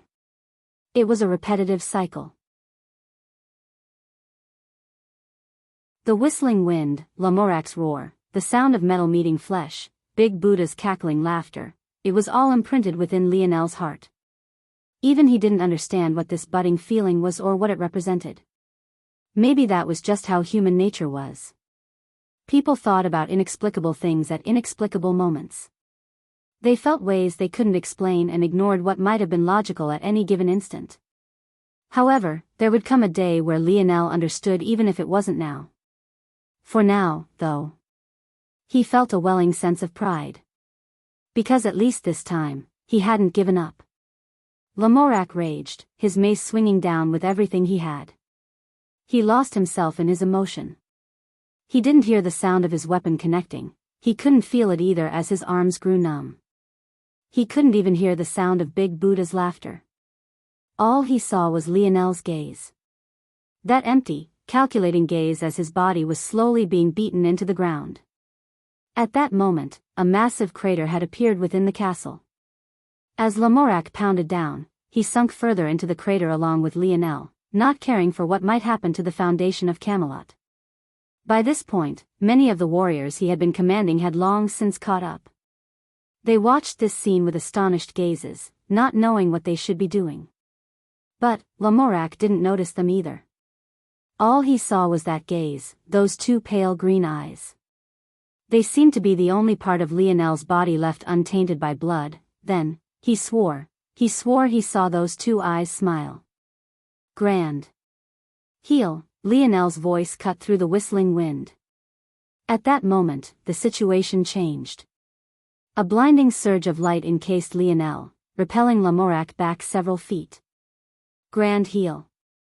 Lamorak didn't believe what he had just heard. In the whole of Camelot, there were only 2 people who could use this spell, each more respected than the last. One was Pope Margrave and the second was the man he respected the most in this entire world. King Arthur. It was a 3-star Magus art on a completely different level than Minor Heal. In fact, it was so difficult to cast that it was even set apart from other 3-star Magus arts. The reason this art was so difficult to cast was because not only was it a healing spell, but it was simultaneously a defense spell. Upon activation, the spell would give off a massive push force field, forcing any enemies in the vicinity back. Even Lamorak was blasted back tens of meters before he could even react. By the time he realized what was happening and charged forward again, his visage coated with a savage expression, it was already too late. Lionel slowly stood from the crater, his clothing in complete tatters. His movements were slow, yet they held an undisguised strength behind them. His sturdy, bronzed skin shone through the tears in his robes, giving him a wild, untamed appearance. In the past several months, Lionel's hair had grown uncontrollably. Plus, due to the fact it was as sturdy as thin filaments of metal now, it was simply too much of a hassle to cut. By now, it was already approaching the small of his back, completing his unrestrained look. With a flip of his palm, his bow appeared. Even without an arrow knocked, Big Buddha's laughter came to a grinding halt, and those warriors who were in the surroundings involuntarily took a step back. "I hope you had fun," Lionel said indifferently. "It's my turn now."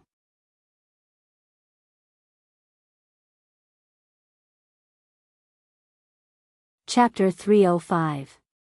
Lionel didn't wait for Lamorak's response. He had already taken a step forward and knocked his first arrow. Bronze runes lit all across his body, a halo of violet bronze hanging above his head. At the same time, a crown etched itself across his forehead, making him look no different from a holy king. This experience taught Lionel something very important. His soul force stamina wasn't just about the amount of soul force reserves he had, but also about how quickly he was able to replenish it. The slow spinning of his 2 stars wasn't meaningless. At all times, they were siphoning force from the surroundings and converting it into soul force for his use. The reason he had ended up in such a sorry state before was because he had used up his soul force faster than his constitution could replenish it. Once his soul force dried up, the power balance of his ethereal glabella broke, causing his stars to lose their impetus to spin. As a consequence, he needed far more soul force to allow them to begin to spin once more. However, the instant they began to move once again, Lionel didn't have to wait for the rest of his soul force to recover. He could entirely rely on his stars to replenish his spirit pressure faster than he was using it. Lionel activated Hot Streak without a second thought, firing out 5 shots before Lamorak could even understand the change to the situation. 5 mages found a bloody hole to their forehead before they registered any pain. Their dazes became dull, falling down in a heap of their own flesh. Lamorak was stunned by the sudden change before his eyes turned a furious shade of red. "Boy!" Lionel's expression turned cold. "I have long since been tired of you." These were the second time Lionel spoke these words. But, compared to the first time, he meant them even more. He watched Lamorak pick himself up and charge toward him with a cold expression. As though he didn't realize the danger he was in, he continued firing. It felt as though every step forward Lamorak took, another one of his people would fall. No matter how much he raged and shouted, Lionel didn't seem to hear any of it. You monster!" Lamorak's steps had almost reached Lionel, but his spirit was tired. He hadn't held back at all while trying to kill Lionel just now. It could be said that he was already a spent force, yet Lionel was actually alive. It seemed like it was all a joke. He, a knight of the Round Table, wasn't able to kill someone who couldn't even move to defend themselves. Lionel almost laughed at Lamorak's words. "Monster? When did I ever target any humans? How many demons have I killed in comparison to humans? Now you want to surround me, prey on me, kill me, and then call me a monster when I retaliate? There was a point in time where I saw you as a rival to surmount. You have no idea how many thoughts I've spared toward you in just the last month. But, you've disappointed me. I realize now that being powerful doesn't make one worthy of respect."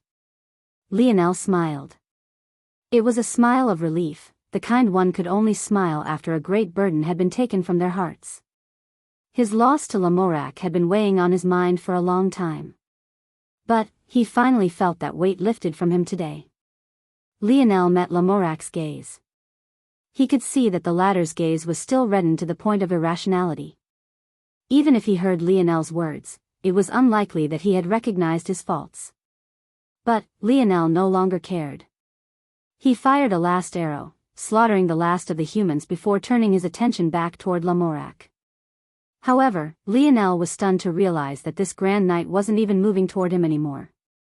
He looked toward Lionel like a wounded beast.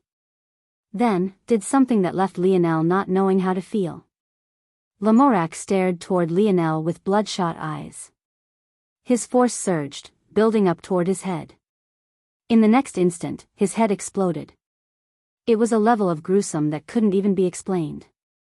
Blood and brain matter fell from his headless shoulders. And, not long later, his body slumped to the ground, keeling over. Lionel stared forward for a long while, not knowing what to say or do. In the end, he could only shake his head and sigh. Was it something about this world that made people act like this? He really wished he could do something about it. When Lionel regained his bearings, his gaze turned cold as it swept toward the one person he had left alive, Big Buddha. By now, the large man had long since stopped laughing. His gaze looked dull. He only slightly trembled when he noticed that Lionel was looking toward him. Was it worth it? Lionel asked. He didn't know why he asked. He didn't expect to get anything out of it, yet he did so anyway. Ha! Big Buddha chuckled. You're alive, how could it be? Lionel shook his head before piercing Big Buddha's throat with an arrow. He looked up toward the ceiling of the castle and sighed. At that moment, within the Merlin trial grounds, everyone was waiting silently. Those who hadn't gone had made a strategic choice. After all, not going was essentially like gaining a free 24 hours of rest. Such a break was incredibly rare during the trials. Obviously, the recovery rewards simply weren't enough, especially for those who chose to use the energy more toward cultivation rather than toward healing themselves. Like this, many kept to themselves. Some tried to pry into the segmented cube Lionel left behind, but it was too difficult to cross the void to reach it. Plus, even if they did, they thought that since Lionel dared to leave it here, it was likely something they couldn't pry into all that easily to begin with. Soon, the time limit approached and many began to go on alert again. Those who had lived through the random event should be coming back any time now. That boy, he's probably dead, right? Most were thinking along these lines. Though the choice to go wasn't made public, it was pretty obvious by those who were here. 2 top 4 demon lords had gone along with 7 other lower-ranked demon lords. On top of that, there was Lamorac who had clearly disappeared as well, and he had even taken what seemed like a small troop of humans. That boy was finished. King Arthur looked up from his meditation with indifferent eyes. He wasn't thinking about whether or not Lionel survived. This was a foregone conclusion in his mind. He was thinking about how he would get his hands on the segmented cube afterward. Unlike others, this wasn't a matter of greed for him. It was rather about the little girl. King Arthur knew Pope Margrave well, and he had information channels monitoring the church. This little girl seemed to be very important to the Pope, he just didn't know why. Since he couldn't understand, it was better that he controlled this card in his hand. As he was lost in thought, a small flash of light swept through. At that moment, dozens of pairs of eyes landed on a young man who appeared with an indifferent expression, his clothes ripped and covered with blood. He held his bow in his hand and swept an unperturbed gaze over those stunned gazes. Lionel had returned.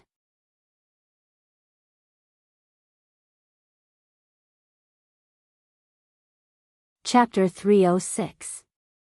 Hearing the rewards Lionel was given, everyone who had been looking toward him in shock suddenly went green with envy. They had all been here when the Merlin trial moderator had said that Lionel could stand to receive 10 times the rewards should he succeed in passing this random event. However, seeing it displayed before them now made them feel as though their innards were being twisted with countless little blades. So what if the reward had a multiplier to it? In order to benefit, Lionel would have had to survive, and none of them believed that he would do so. Yet, not only had he survived, but he had only returned with barely over half a dozen people. Of the over 40 that went, so little actually returned. King Arthur abruptly stood, his gaze turning red as he looked toward Lionel. No matter how he swept his gaze, no matter how many times he double and triple checked, Lamorak was gone. His brother-in-arms for so many years, one of the 12 men he trusted his whole life to, gone. He didn't fall during war, nor beneath a siege of demons or the hands of Madrid, but he fell to the hands of a boy that didn't even have to be their enemy. King Arthur's chest heaved, but it had a slowly, rhythmic beat to it. He looked like a beast suppressing his strength, using all of his will to temper down his rage as he stared daggers toward Lionel. At that moment, an unconcealed kingly might exuded from his body. It was the kind that left those who were too weak stifled. Any lesser man or woman would fall to their knees. However, everyone here was an elite of the elite. Even if they felt pressured, they could forcibly withstand it. That said, they couldn't say the same if they were the target of this pressure like Lionel was. Yet, the boy stood there and met Arthur's gaze with his own, remaining expressionless. He didn't say any words of taunting nor bravado, yet his presence alone seemed to be enough of a slap to the face. To Lionel, this was what King Arthur deserved. A pillar of blinding golden light descended upon Lionel from above.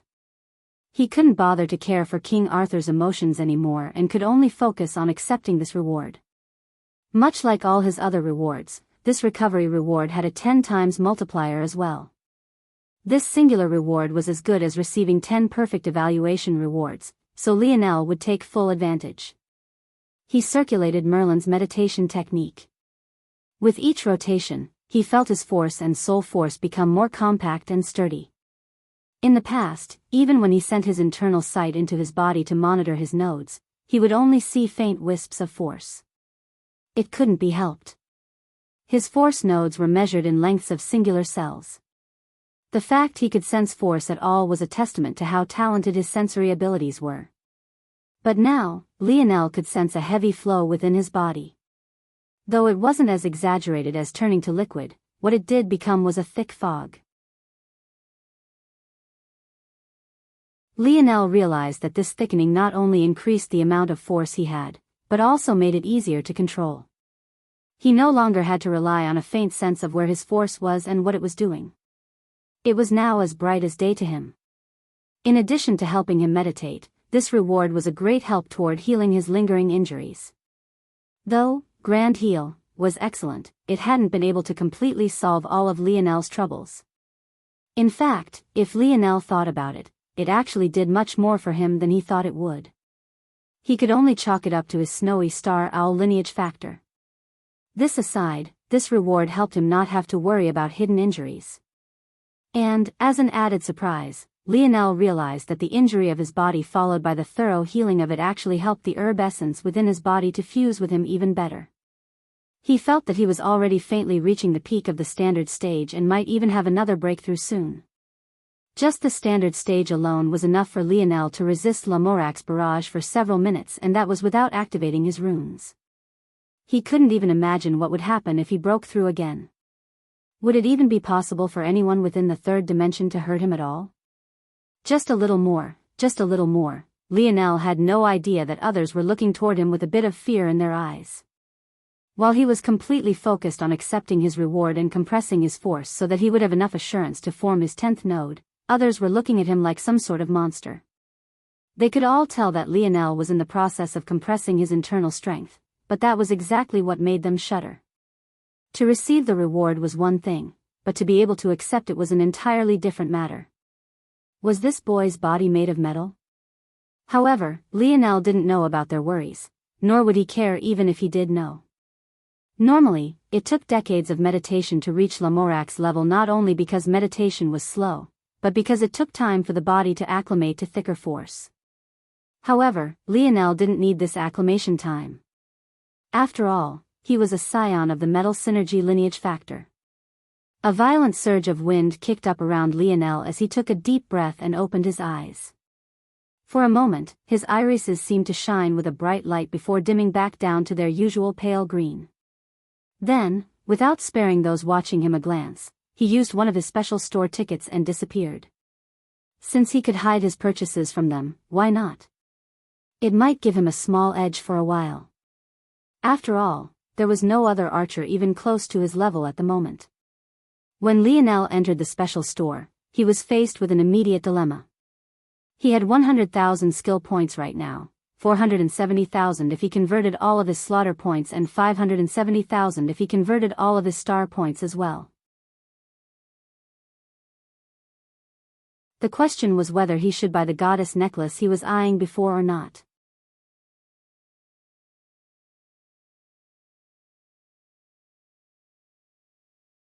Chapter 307. Though Lionel could be considered to be a rich man now, he knew that he had to be cautious with how he used his skill points. Another random event wasn't going to come anytime soon, especially since Lionel felt as though something was artificially accelerating these trials along. Whether it was how quickly the first elimination round came or the fact a random event was triggered at all, both were signs that these Merlin trials just might not last as long as they had in the past.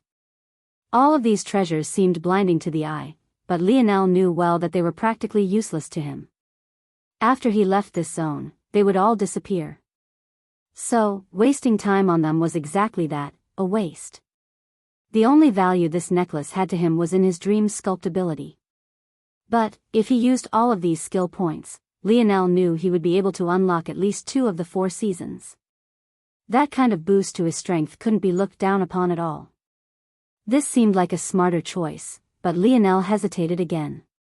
370 slaughter points is so many, it would be quite literally impossible for me to gather this much again. Lionel wasn't wrong. There were only about 200 warriors that entered the trials this time around. By all logic, gathering this many again would be impossible unless another multiplier event was given. But, even if that did happen, there was no guarantee that Lionel would be the one to benefit this time.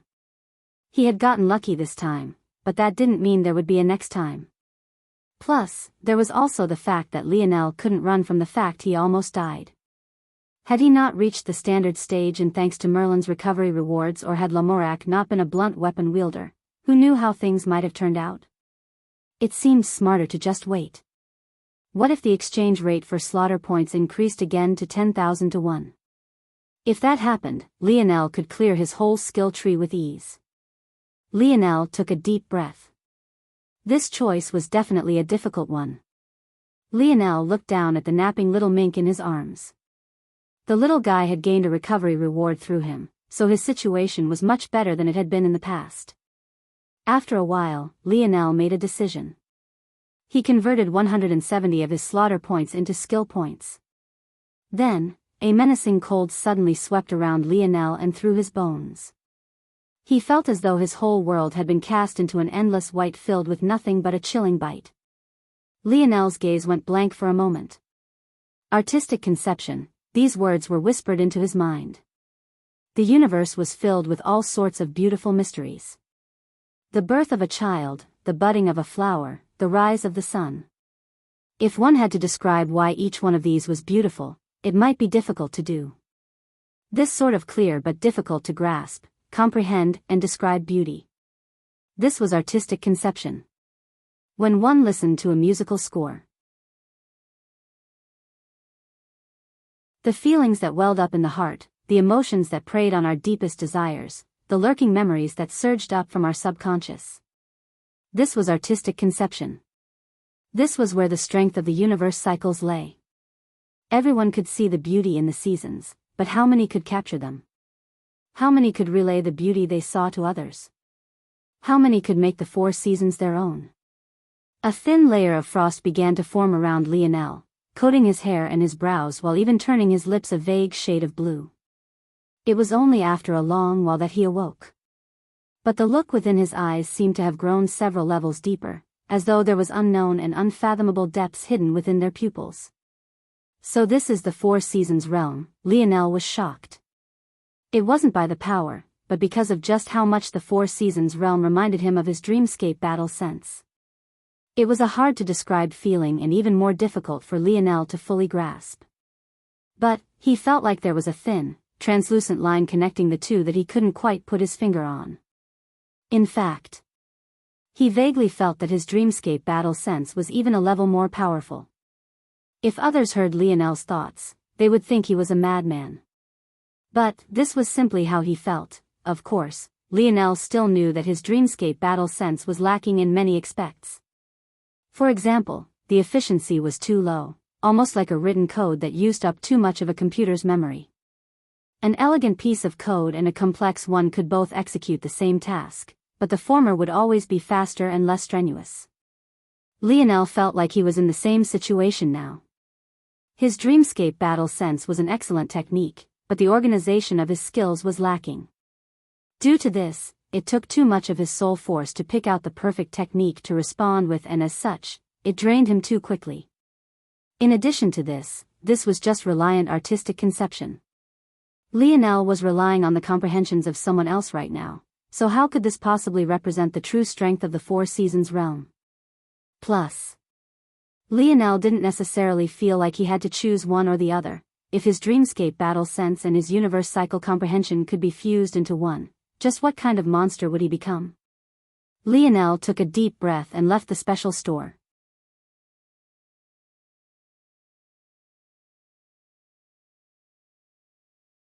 Chapter 308. When Lionel appeared, everyone felt the change within him. They could all sense the biting wind and the chilling aura. It was as though his will was being manifested in tangible form. Those who knew what this meant looked on in shock. It was precisely because they knew exactly what they were seeing that they felt as though their understanding of the world had been turned upside down. Comprehending the Four Seasons realm was one matter, but manifesting this understanding so clearly for all to see was a completely different matter. It was easier to accomplish this when it was one's own comprehension. But, when relying on the comprehension of another, this feat became several times more difficult. The fact Lionel could do this was too confusing. Even King Arthur didn't know what exactly it meant. However, it could be said that if those of the Morales clan were present, their shock would be no less. Unfortunately, no one had the time to think about their next move. The small gray platforms began to rumble. This time, Lionel was ready. As he fell toward the massive gray platform beneath him, his gaze was like lightning, seeing through the intentions of all those around him. Still, he couldn't help but smile bitterly. Only a fool wouldn't be able to tell exactly who it was had just awakened the legendary skill. Shoo! Lionel's pupils constricted. 3 arrows came at him from 3 different directions. It was as though everyone had come to a tacit understanding that he was the greatest threat. But, this time, there was no little Nana by his side and the little mink was currently sleeping within the segmented cube. However, Lionel didn't panic. During the random event, Lionel had cast Grand Heal. But, by all rights, he shouldn't have been able to. After all, within the Merlin trials, the only skills one was allowed to use were the ones they unlocked with skill points. And, since Lionel had chosen a bow as his main weapon, he obviously couldn't cast spells like those who had chosen wands. Yet, he had done so anyway. The real question was, how? The answer to that was simple: his lineage factors. Just like these trials couldn't stifle his ability, it couldn't hold back his lineage factors either. In that life-or-death situation, Lionel realized that when he used his lineage factor as a medium, casting spells he hadn't been able to before was as easy as breathing. Lionel's lip curled, beautiful bronze runes spreading across his body. Grand Bell Construct. Force surged around Lionel as a massive illusory bell formed around him in the blink of an eye. Grand Bell Construct was one of the few 3-star Earth Magus arts that didn't rely on the earth beneath one's feet to form. It coalesced pure earth force into a transparent bell that surrounded the caster. Even though it wasn't the most powerful defensive art, its utility made it perfect for the battlefield. Pung! Pung! Pung! 3 arrows rebounded off of Lionel's Grand Bell Construct. The instant his feet landed on the ground, Lionel drew his bow in a forceful arc. In quick succession he unleashed the gold skill knuckle shot in one direction and the gold skill illusion shot in another. With a swing of his hips, his gaze locked onto the last archer. Even from so far away, he could see the fear in the latter's eyes. He wasn't a demon. He was a normal human man wearing the shining armor of a knight. Knights who chose to be bowmen were rare, but they were also incredibly powerful within their class. They could be considered rare elites an army couldn't do without, aces of archery. Even as Lionel released the last arrow, he could only sigh. He didn't want to kill humans, but why did they insist on targeting him? Everyone was stunned by Lionel's sudden counterattack. They were all elites, how could they not recognize the spell Lionel had just used? In this sort of situation, Grand Bell Construct was too perfect. Not only did it provide good defense, but it also allowed Lionel's attacks to pass through from the inside completely unhindered. Though it gave up some defensive strength in order to allow this, its utility in the midst of battle was completely unmatched. However, whatever success Lionel had didn't last for long. At that moment, a towering aura shot through the skies. Even Lionel couldn't help but turn his head toward a certain direction. Despite the fact he could just as easily lock onto this person with his internal sight, it felt that it was improper of him to do so. It was no surprise to Lionel that this towering aura was coming from King Arthur. Clad in white armor fitted with roaring white tigers, his blonde hair billowed beneath his surging aura. The sword in his right hand seemed to shimmer like the brightest gold. Every step he took caused the platform to quake. With reddened eyes, he slowly walked toward Lionel. No matter who he came across chose to take a step out of his way.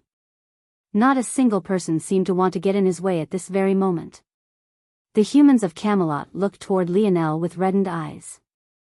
Their rage could be imagined. How long had the Knights of the Round Table held up the hope of their nation? How much had they taken on their shoulders? All of them were brothers in arms. Yet, for Lamorak to fall not at the hand of a demon, but a fellow human, it ate at their hearts and organs, making them shed hot tears. In Camelot, the tears of men were rare. Maybe this was the same no matter which society it was. With rarity came a certain heaviness. It was a weight that suffocated the atmosphere, bearing down on it until even the air one breathed felt like scorching lava.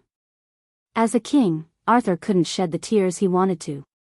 He put the whole of his rage into his sword, causing a sword force that could cut mountains to sing through the skies. He wanted Lionel dead. He wouldn't rest until he was.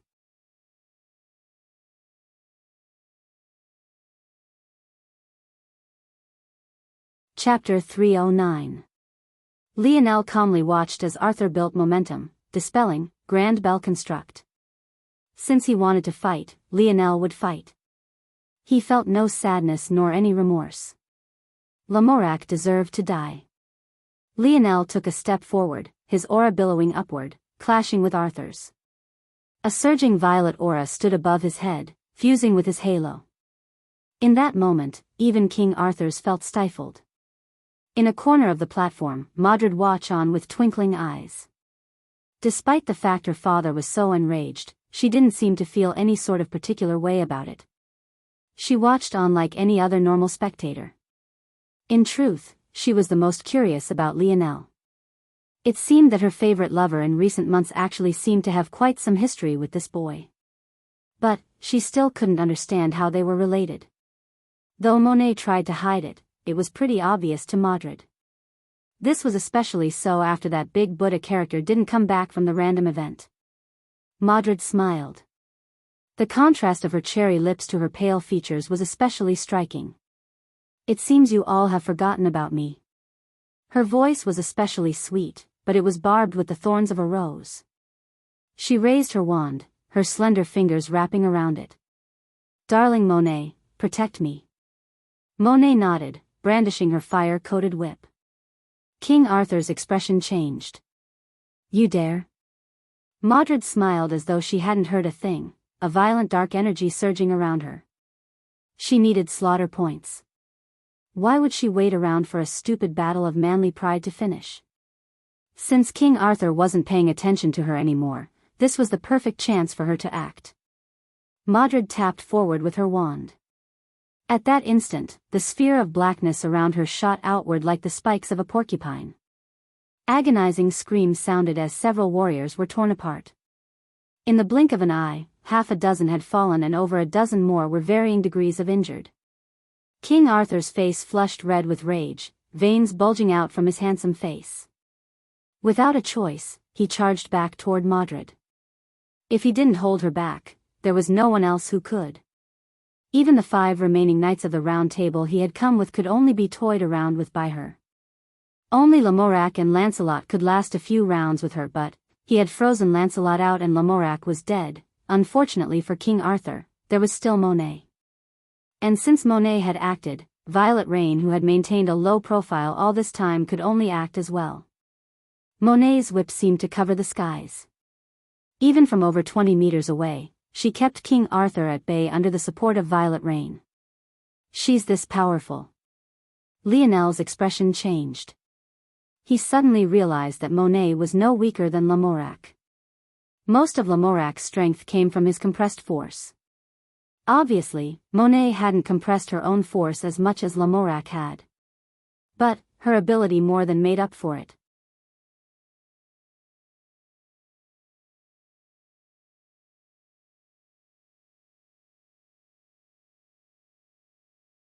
Chapter 310.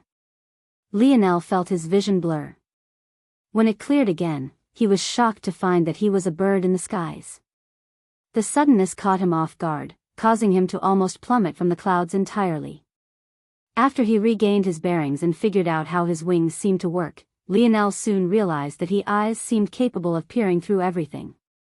Whether it was seeing to the ground as though it was right before him or even seeing through the walls of tall buildings, he could do it all.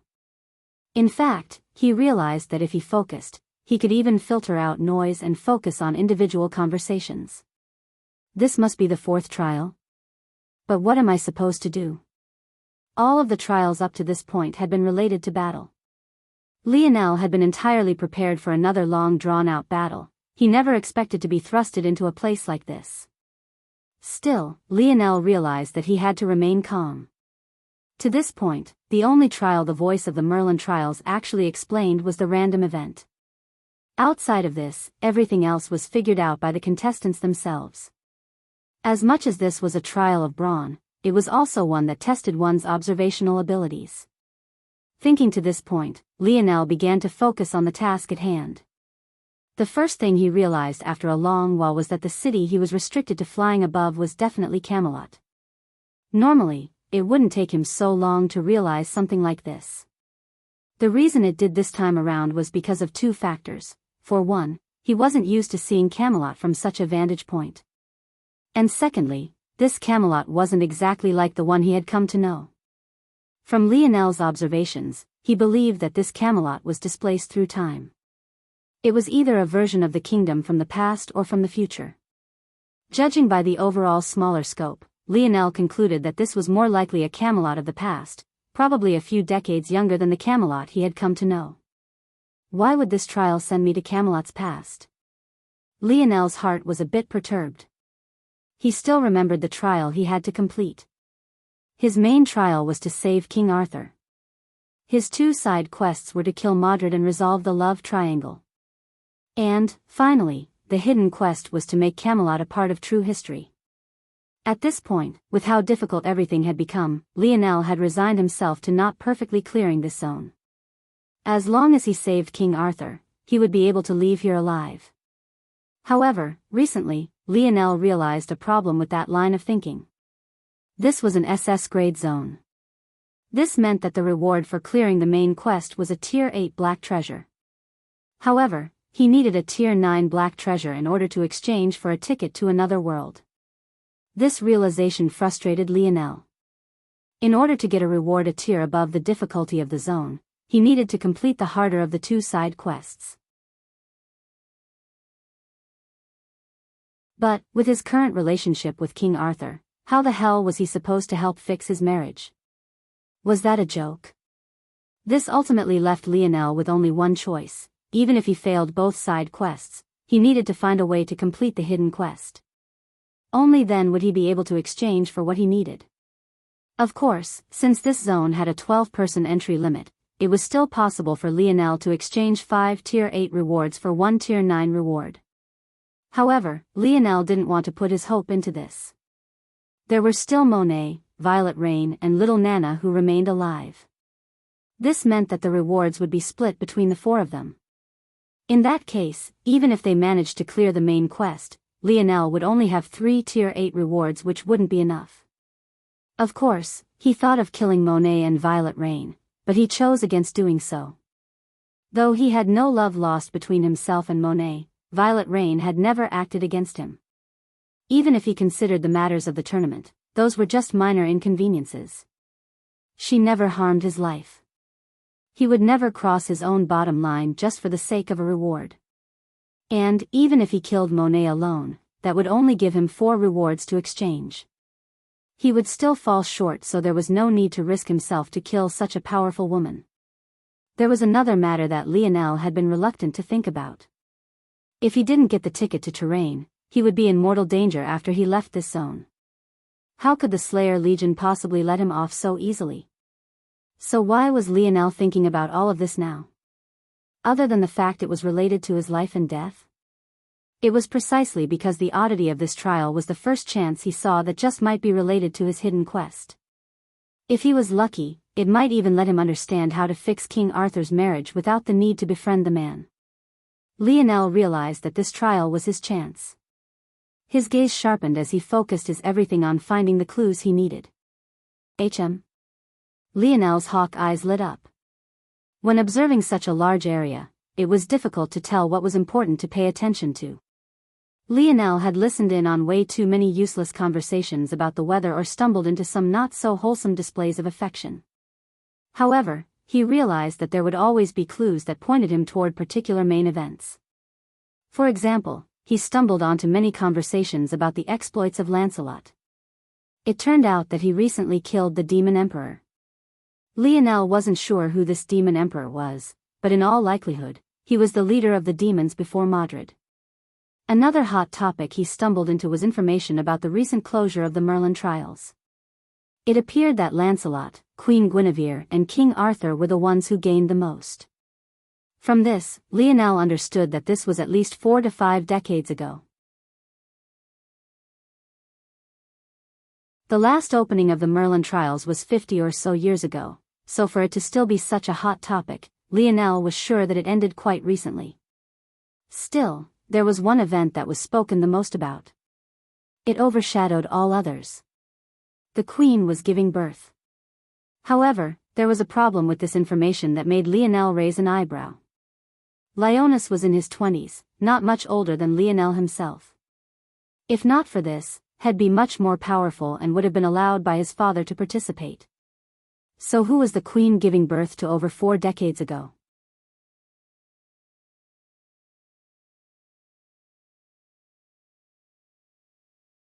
Chapter 3:11.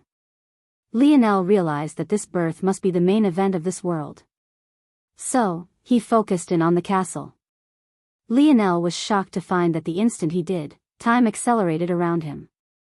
This is a good thing, Lionel concluded. It must mean I'm on the right track.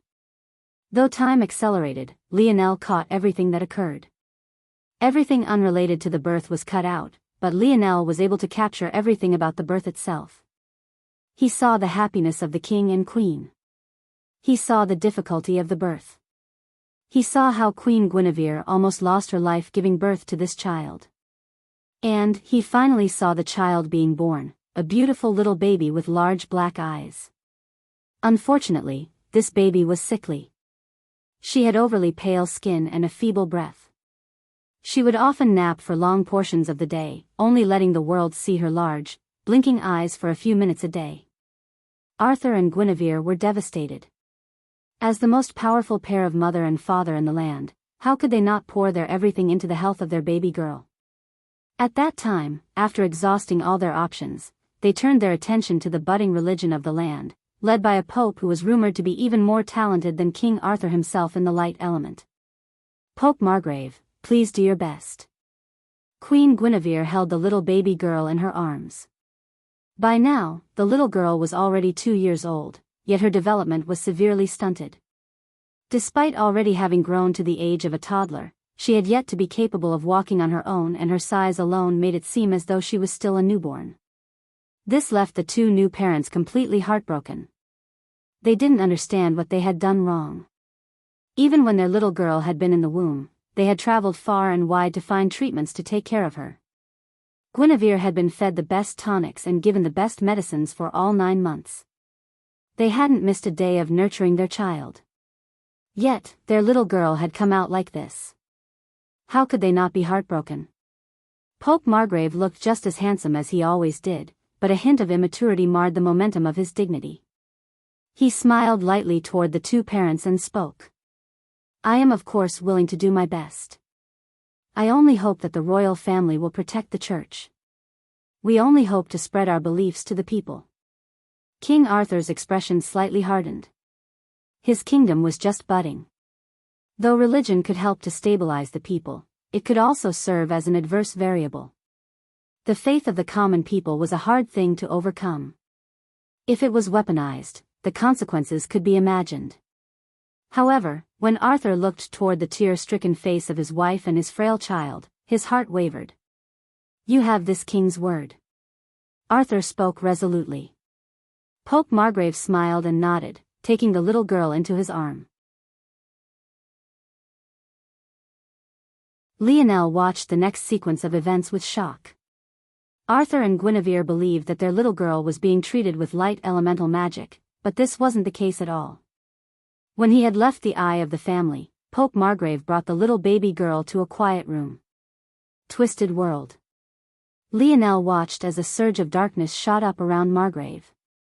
The room that had once been bathed in light became surrounded by darkness. Lionel panicked slightly, thinking that the Pope was going to harm the little baby girl. He had unknowingly become attached. He even wanted to see the little baby girl become better. However, deep inside, he knew that it was impossible. He had already been to the future. It was either this little girl died or she became, Lionel sighed. The latter was confirmed by what happened next. Rather than being harmed, the little girl which had been napping suddenly became lively. Her sickly little body gained some strength and even let out an adorable little giggle. It was the kind of childish laughter that could warm the heart of even the most cold individual. She raised up her little hands, grasping at Pope Margrave's face. Pope Margrave smiled and let the child play with his finger. He seemed to get a slight happiness from the little girl's eagerness. Lionel finally understood. He had watched it all from start to finish. It was true that King Arthur and Queen Guinevere had done everything they could to nurture their little baby girl. But, all this time, they had always used the light element. Whether it was the tonics Guinevere drank or the medicines she ate, all of them were of this element. It wasn't really their fault. From their understanding, the light element was the best at healing. In their narrow worldview, it was likely that if they hadn't done all of this, their little girl would have died even sooner or been even worse off. But, the truth was that their little girl was healthy. In fact, it was their fault that she was sickly at all. Had they not been feeding her medicines from her opposing element for so long, this little girl would have been just fine. In fact, quite ironically, had they been neglectful parents, the little girl would have been in an even better position than she was now. When the Pope came out with their little girl and the mother-father pair saw how much more lively their little girl was, they couldn't help but shed tears. Even King Arthur, who hadn't cried even when Lamorak died, felt his eyes water. They profusely thanked Pope Margrave and put their all into helping the church grow. All of the worries Arthur had were thrown out of the window. Who cared if he was raising a wolf in his own den? As long as his baby girl was healthy, he didn't care about anything else. Camelot celebrated as their little princess grew. The worries they had about the little one not making any appearances vanished with the wind. Everything was perfect, until the little princess came of age and had her affinity tested.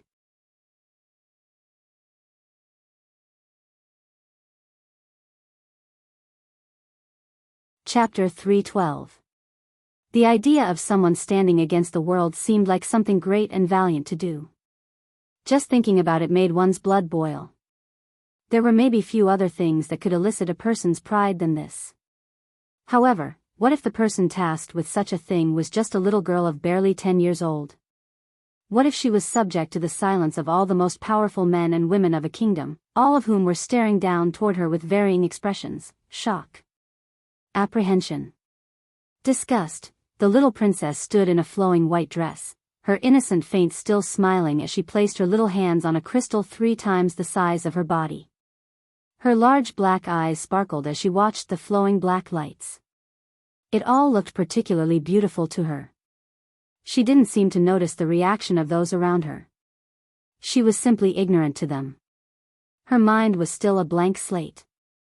How could she ever think that she would be shunned by something completely out of her control? Wow, pretty. The little princess giggled. It was the same giggle that caused the hearts of those around her to flutter. It even cracked the expressions of those that were looking toward her little body with disgust. King Arthur and Queen Guinevere looked toward their daughter with shock, not able to understand what they were seeing. King Arthur was a light magus, a talent rarely seen across several centuries.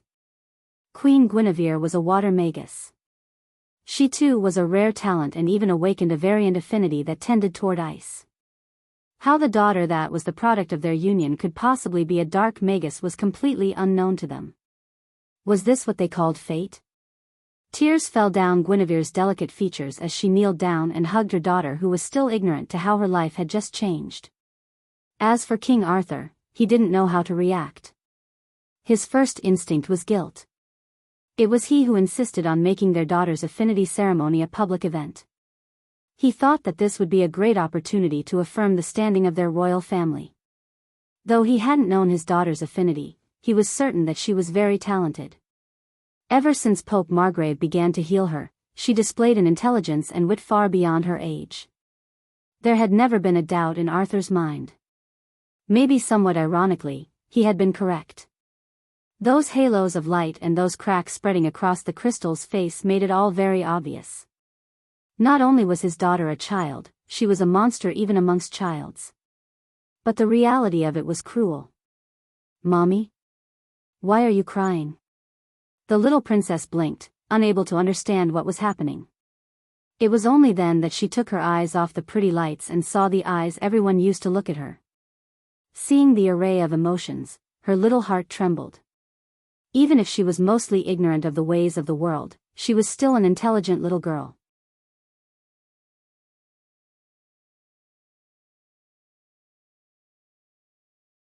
Her mother was the only light in her life, but the pain of the splintering relationship with her husband left even her as a mere shell of her former self.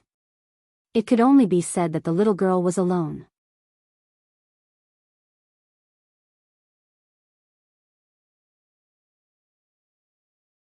Chapter 313.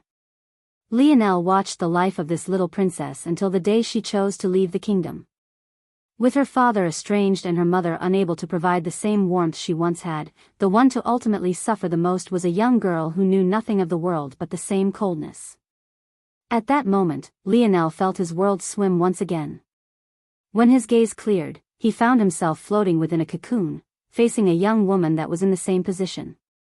However, while he was awake, she seemed to still be in a deep sleep. The cocoon around Lionel popped. First his clothing came back, then all of his equipment.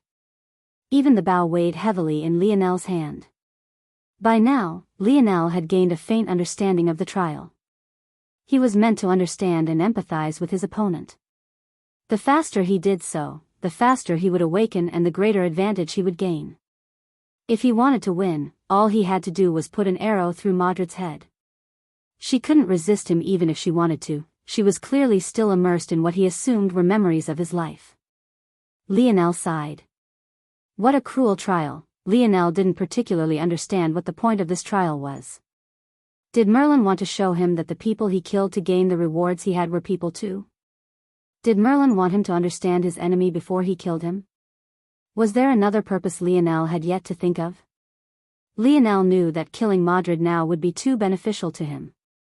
If he killed Madrid and killed Monet before he left this place, that would allow him exactly the 5 rewards he needed to exchange for a tier 9 reward.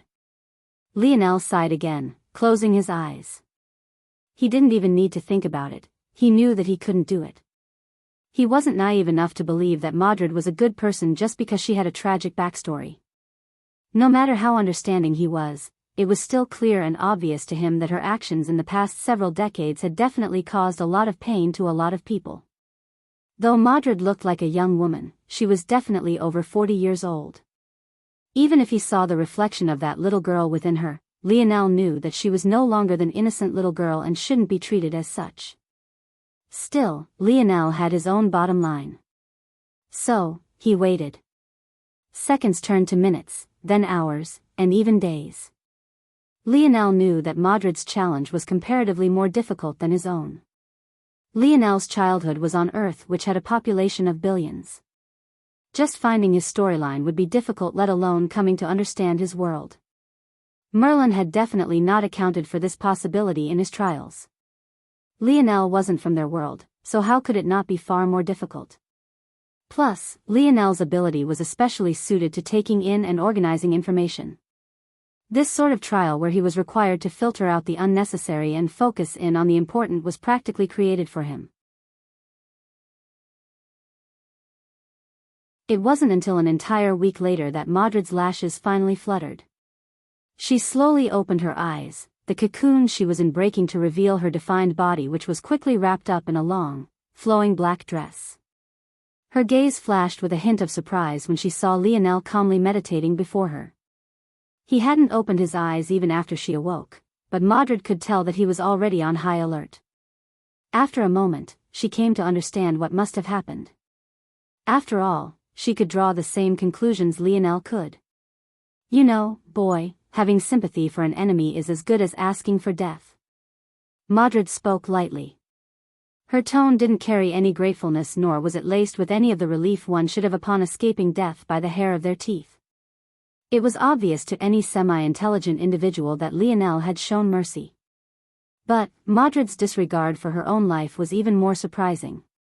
Lionel slowly opened his eyes when he heard Madrid speak.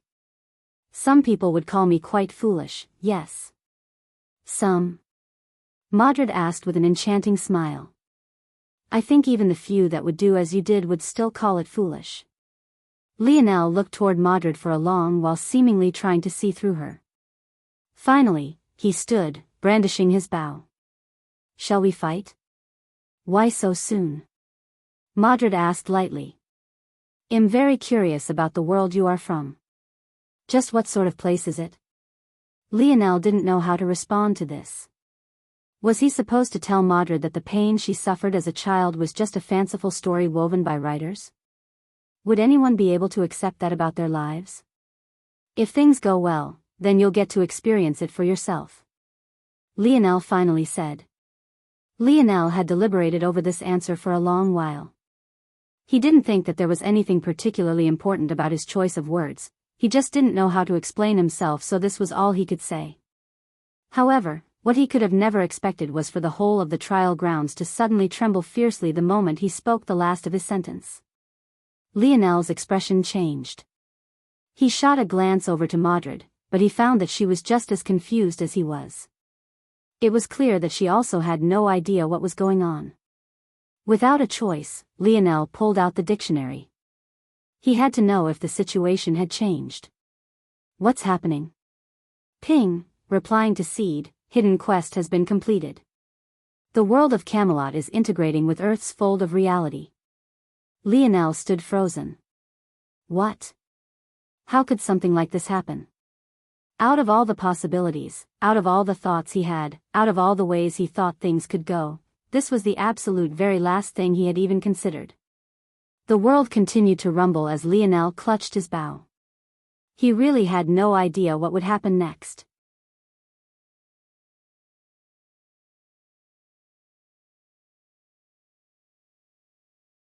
Chapter 3:14. Lionel wasn't sure if this was a good thing or a bad thing. What did it mean for Camelot to integrate with Earth's fold of reality? Did that mean that its history was becoming Earth's history? In that case, would there be changes to the current normal zones of Earth? Did it mean that Camelot was descending onto Earth? In that case, did that mean that Earth was gaining new citizens? Or potentially enemies in the demons? Lionel couldn't make heads or tails of what was happening. He couldn't wrap his mind around just how a fairy tale could become a part of real life. But, now that he thought about it, hadn't he been interacting with them all this time? How were the people of Camelot any different from real people? If Lionel had to differentiate them between the people of Earth, he really had no ability to do so. As though this wasn't already confusing enough, Lionel had no idea how he had passed the hidden quest requirements. He had done nothing to this point to work toward that goal. In fact, if he thought about it, he was really stupid for having not at least questioned the dictionary about it first. It was just that he was distracted by learning this new magic system and all the drama that had come with it. Lionel shook his head, completely ignoring Madrid for the time being. What requirements did I meet to cause this? More than anything else, he was the most curious about this. Actually, it might have very well been possible that he wasn't the one who met the requirements at all. After all, there was still Monet, Violet Rain and little Nana here. Even though little Nana had been booted from the trial, she was still one of the zone participants and Lionel had left her alone for a long while already. *ping**, replying to Seed, there are two requirements that need to be met, awareness and acceptance. Lionel felt as though he had been struck by a bolt of lightning. These two requirements seemed simple enough, but the longer he thought about it, the more impossible they seemed to be to fulfill. Awareness alone seemed easy enough. Just telling Madrid that a world like his existed might be enough to fulfill the requirements of this first prerequisite. But, what about acceptance? How could you possibly get someone who was born and raised in Camelot to both be aware that there were other worlds and accept their existence? In truth, even if someone wanted to accept this, it might not necessarily be possible. The only person in this world one couldn't fool was oneself. It was not possible to make oneself think something one didn't want to think or feel a way one didn't want to feel. Let's say, for instance, that Lionel was told that a metamorphosis was coming before it descended. Let's say he was also told that he and everyone else who managed to survive would gain amazing powers beyond imagination. And, let's say that it was his father who told him all of these things and warned him to prepare or else it might cost him his life. Lionel might want to believe these words. After all, they came from his father. If he couldn't trust the man he trusted the most in this whole world, then who the hell would he trust? But even if he wanted to believe, could he? At that time, Lionel would have known nothing of the world but what was right in front of him. On top of that, he would have been raised in an environment where science and research was above all else. How could he so easily throw all of these things to the back of his mind to accept what sounded like a nutcase's rantings? This was what it meant to gain acceptance. Madrid not only needed to be aware another world might exist, but she also needed to accept to her very soul that it did. After coming to this understanding, Lionel couldn't help but chuckle. This fourth trial might have been exceptionally cruel, but it actually did him a massive favor. If it wasn't for living Lionel's life from start to finish, how could Madrid so easily accept the truth? Lionel took a deep breath and calmed himself, looking up to see Madrid's playful gaze. The trial's rumbling continued and seemed to only intensify with each passing moment. It left Lionel feeling disoriented and a bit dizzy. This seemed to remind him that there was much more he had no idea about. How is the integration happening? ****, Camelot will form its own satellite and orbit around the core of Earth's fold of reality. Lionel raised his brow. He knew that satellite was a technical term astronomers used. It described both artificial and celestial bodies that orbited a planet. Did that mean that Earth was getting another moon? What did this mean for Earth? What would it do to the already volatile political climate? How would the Empire react? What about those hidden families? The Slayer Legion? Lionel felt a massive headache coming on. But something felt off about this continuous rumbling. Lionel subconsciously felt as though something was hindering Camelot's progression. How long will this take? And does this mean the zone trial is over? Lionel asked. Madrid blinked her pretty eyes. Zone trial? She seemed to be very curious about this. What did it mean exactly? This little toy also seemed to be quite interesting. ****, Lionel was stunned. The dictionary wasn't answering. This was the first time this had happened. What did this mean? Just when Lionel wanted to ask again, the rumbling reached a peak. Lionel's vision blurred and swam. He felt his entire body being forcefully ejected. It felt as though his body had been sucked into a black hole, stretching into a thin line that was pulled out of his current reality. Bang! Lionel crashed onto something hard, but his vision was still too black to see anything. However, what he did see when his vision cleared left him stunned.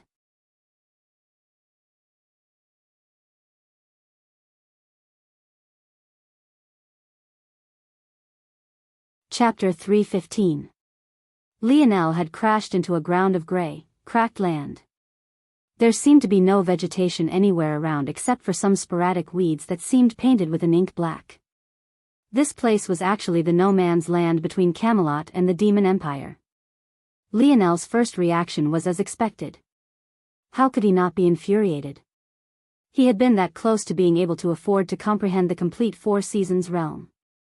Even if it was someone else's comprehension, the benefit to his strength would have by no means been small.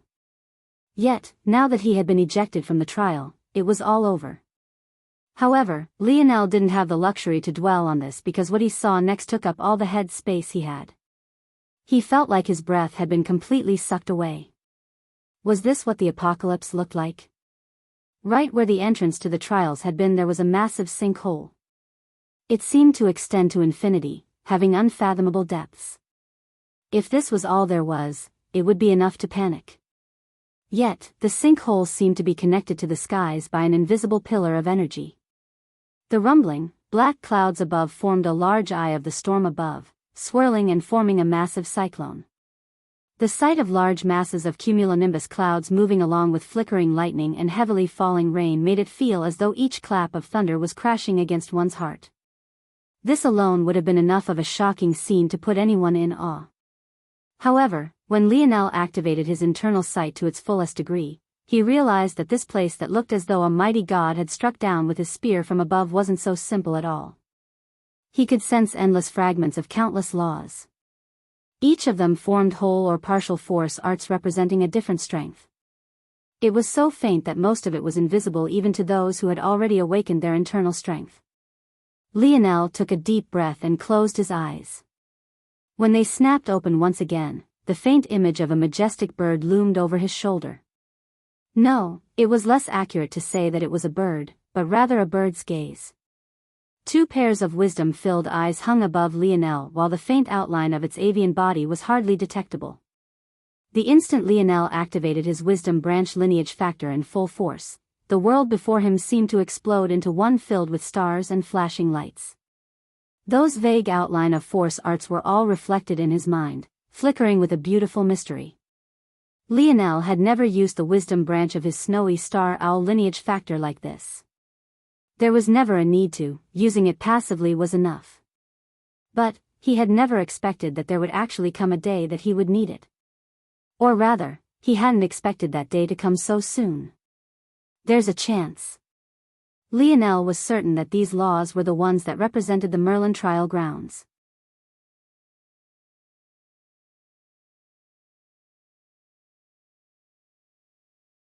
When he looked up, he found numerous cracks in space. Within these spaces, flickering gems began to make themselves known. Very soon, it became obvious that these weren't flickering gems at all. They were treasures. These were the very treasures that had been part of the special ticket store. Lionel's expression changed. If Camelot is becoming a part of true history, doesn't that mean I can take these treasures out? Lionel swept his gaze over the 36 or so remaining elites, his heart tightening. It seemed the situation had become more complicated again. You're tuning into the Biyao's Wuxia Chronicles YouTube channel. Don't forget to subscribe and join us on this journey to catch the most captivating stories.